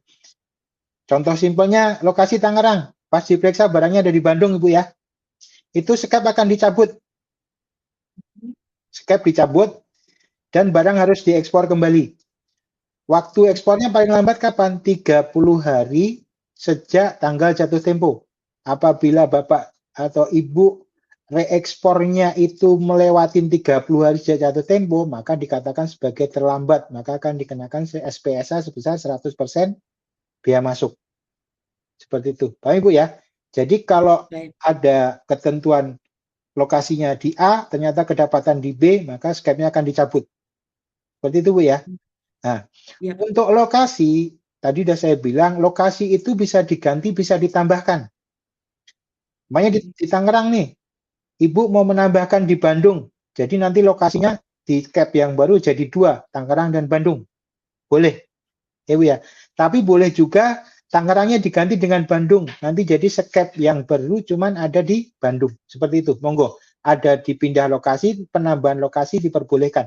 Impor sementara. Yang penting pengajuannya dilakukan sebelum jatuh tempo. Jangan sampai udah lewat jatuh tempo baru mengajukan. Seperti itu. Terus untuk pindah lokasi dan perpanjangan beda. Kalau Bapak dan Ibu cuma mengajukan pindah lokasi, yang kita setujui hanya pindah lokasinya. Kalau Bapak dan Ibu mengajukan perpanjangan, ya perpanjangannya aja yang kita layanin. Tetapi kalau Bapak Ibu bisa langsung milih tiga-tiganya, mengajukan pindah lokasi dan tujuan digunakan lain dan perpanjangan juga diperbolehkan. Langsung tiga-tiganya. Artinya Pak Alik dalam satu surat bisa pengajuannya pindah lokasi. Iya, pindah lokasi atau itu bisa semuanya seperti itu, ya. gitu. Jadi Baik, Pak. pertanyaan ini bisa satu-satu, bisa duanya, atau bisa semuanya diajukan sama. Yang penting yang perlu diingat pengajuannya sebelum jatuh tempo. Jangan sampai selewat jatuh Ya. tempo. Itu aja yang menjadi catatan. Karena banyak paham semua kayak gini, ngajuinya kita tolak. Kenapa? Karena lewat jatuh tempo. Seperti itu. Itu Ibu ya. Siap, Pak Alik. Ya, Nah, ya. Terima kasih, Pak Alik. Ya. iya, sama-sama. Baik, sudah Terima terjawab kasih, ya, Bu. Mbak Femi. Selamat terjawab. Iya, Ya, makasih. terima kasih atas pertanyaannya, Ibu. Baik, Pak Alik, dicukupkan pertanyaannya atau masih ada tambahan lagi, Bapak? Ya monggo waktunya. Kalau Karena masih ada. mengingat waktunya sudah habis, Bapak, izin. Iya. Izin menyampaikan aja. Oke, Kalau baik. izin menyampaikan ya, Mbak Feni ya. Kalau memang ada Siap, Pak. hal-hal yang perlu ditanyakan mengenai impor sementara, monggo datang ke Bea Cukai Suta, bisa lewat PLI atau langsung ke bidang kami di Gedung B, monggo silahkan. Kami selalu terbuka untuk melayani pertanyaan-pertanyaan untuk konsultasi dan sebagainya untuk mengenai impor sementara, karena kami pengen jangan sampai setelah jalan ada permasalahan. Kalau bisa sebelum jalan itu permasalahan sudah diatasin dulu. Seperti itu. Baik, terima kasih Pak Alik atas closing statement yang telah disampaikan. Kami ucapkan terima kasih pula kepada seluruh peserta yang Masya Allah hari ini sudah sangat bersemangat ya Pak. Hampir 400 orang tadi sudah 400. sangat aktif di kolom, ya 396 tadi Pak yang paling tingginya. Ya, Sudah sangat aktif di terima kolom kasih. komentar dan juga sangat aktif pada saat sesi diskusi. Terima kasih. Dan kami mohon kesediaan Bapak Ibu semua untuk mengisi post-test dan form survei terlebih dahulu. Jangan out terlebih dahulu. Karena nanti akan ada hadiah yang menarik berupa merchandise bagi peserta yang mengisi post-test paling tinggi dan paling cepat. Kami persilakan untuk tim panitia menyampaikan link post-testnya, dan kami ucapkan terima kasih kepada Pak Alik telah menyampaikan materi yang sangat komprehensif hari ini. Kita Sama-sama, akan Mbak Feni.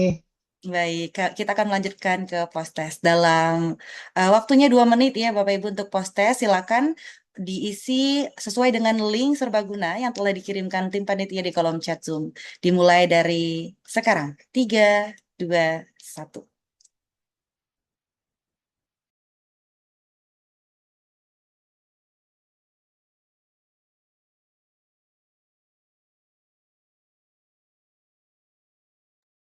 Setelah post-test akan ada juga form survei ya Bapak Ibu. Jadi kita izin mengisi 2 survei pada akhir acara ini. Nanti materi-materi yang telah disampaikan oleh Pak Alik tadi yang sangat banyak dan komprehensif akan dibagikan pada link yang akan didapatkan setelah mengisi form survei. Jadi nanti mohon untuk mengisi post-test terlebih dahulu, lalu setelah itu bisa langsung mengisi survei kegiatan. Survei ini digunakan untuk improvement atau perbaikan bagi kami tim panitia dan juga sebagai apresiasi hari ini karena Pak Alik sudah sangat luar biasa menyampaikan materi dan teman-teman juga sudah sangat luar biasa untuk aktif dalam sosialisasi pintar kepabeanan.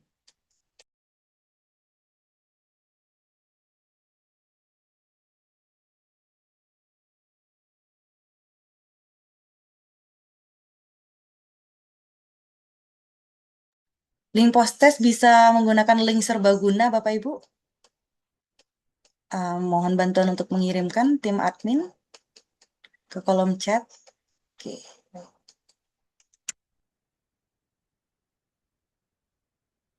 Sama dengan link ini ya.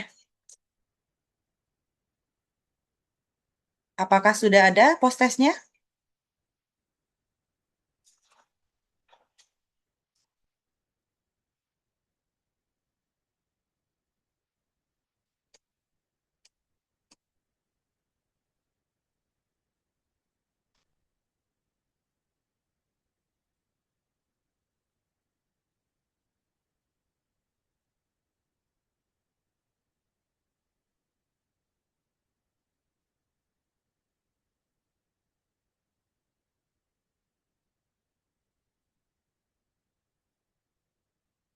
Baik, untuk linknya nanti akan diisi ya Bapak Ibu setelah pengisian form survei. Untuk form survei silakan diisi juga Bapak Ibu pada link yang sama, heylink.me/pintar 2026. Silakan untuk diisi terlebih dahulu form surveinya. Nanti untuk Google Drive akan diisi setelah acara selesai. Jadi pastikan Bapak Ibu semua untuk mengisi form surveinya mungkin 2 menit ya. Untuk mengisi form survei setelah post test dalam 3, 2, 1. Silakan diisi terlebih dahulu agar nanti bisa mendapatkan materi.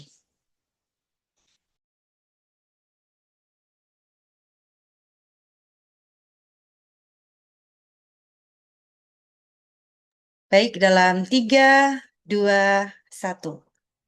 Silakan untuk diisi maksimal Bapak Ibu untuk feedback kegiatan atau form survei ini sebagai bentuk apresiasi kepada tim narasumber dan tim penyelenggara dan juga masukan bagi tim panitia agar kegiatan Pintar Kepabianan bisa dilakukan dengan berjalan dan lebih baik ke depannya.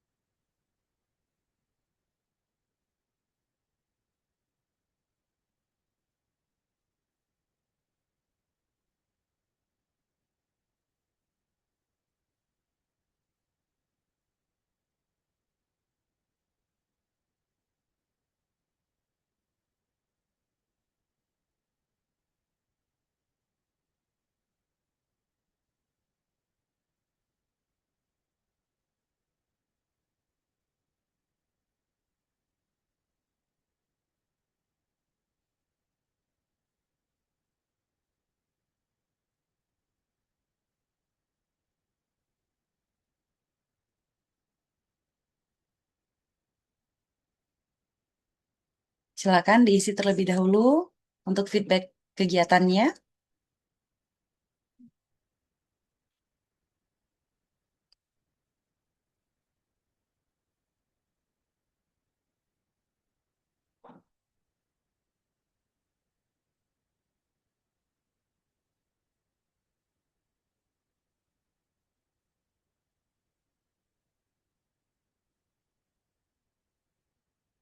Mohon bantuannya Bapak Ibu semua untuk bisa mengisi dengan maksimal demi perbaikan dan apresiasi kepada tim panitia agar kegiatan pintar bisa lebih baik ke depannya.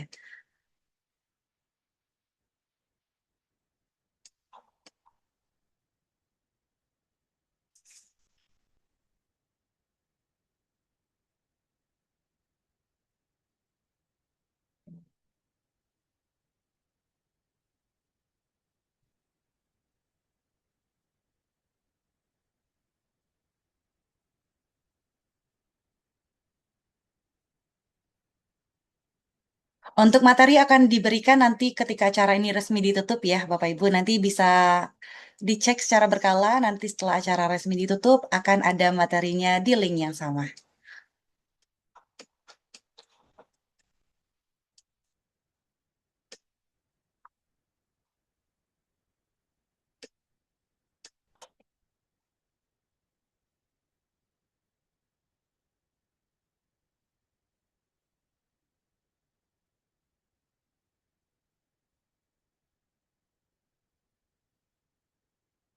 Baik, terima kasih kepada Bapak Ibu peserta Pintar Kepabianan yang telah mengisi post test dan juga feedback sosialisasi hari ini. Semoga feedback yang diberikan bisa kita gunakan untuk kegiatan yang lebih baik ke depannya.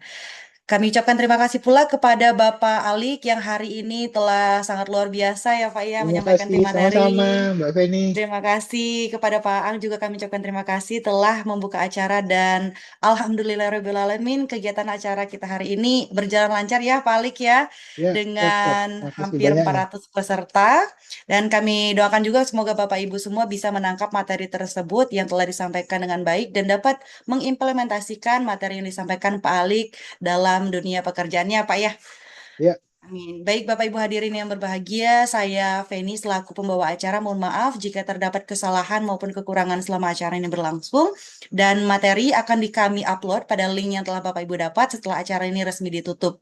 Dan kami juga akan mengumumkan pemenang post-test dengan email yang telah terdaftar pada saat Bapak Ibu pendaftaran. Jadi nanti akan diberitahukan via email jika Bapak Ibu menang, menjadi pemenang, dan mendapatkan merchandise dari pertanyaan yang paling banyak benar dan paling cepat pada saat post-test tadi. Baik Bapak Ibu hadirin yang berbahagia, karena kita telah sampailah di penghujung acara, terima kasih telah mengikuti acara Pintar Kepabianan dengan topik fasilitas impor sementara pada Jumat 31 Juli 2026. Izinkan saya menutup acara dengan sebuah pantun, mohon cakepnya ya Bapak Ibu semua ya. Sudah boleh dihidupkan mikrofonnya ya.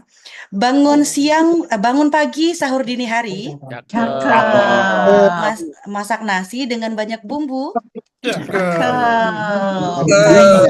Saya Feni pamit undur diri. Wassalamualaikum warahmatullahi wabarakatuh. Waalaikumsalam warahmatullahi wabarakatuh. Terima kasih Bapak Ibu. Selamat siang, terima kasih semuanya. Ya, sama-sama siang. Terima kasih Pak Alik. Iya, sama-sama. Izin live ya, Mbak Feni. Ya, kami persilakan jika ingin melanjutkan kegiatan berikutnya. Terima kasih. Mungkin host bisa bantu end meeting? Tapi dari kan baju deh. Itu lihatnya di mana ya?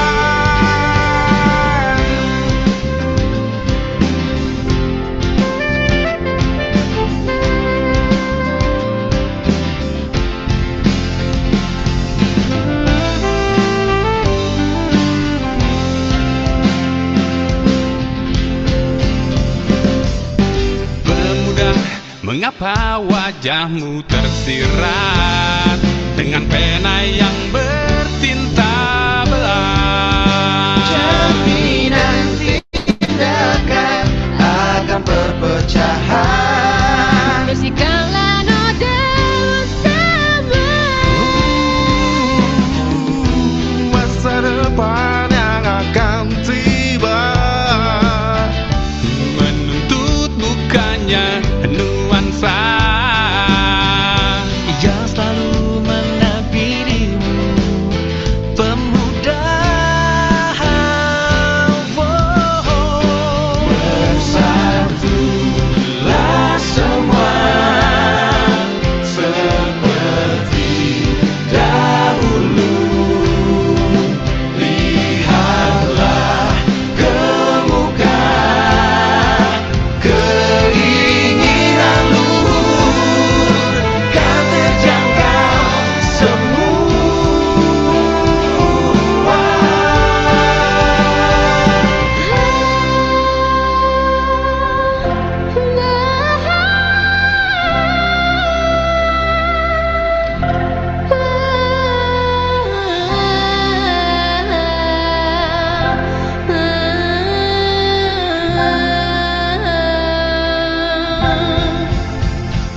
Pemuda-pemudi teguh berdiri, tegas mengawasi tanpa henti. garda terdepan, lindungi negeri, gegas melayani, bumi pertiwi, siap lepas landas, melewati batas, bea dan cukai Soekarno-Hatta, jiwa korsa menuju asa. Oh, masa depan yang akan tiba, nuntut bukannya nuansa yang selalu menabirimu.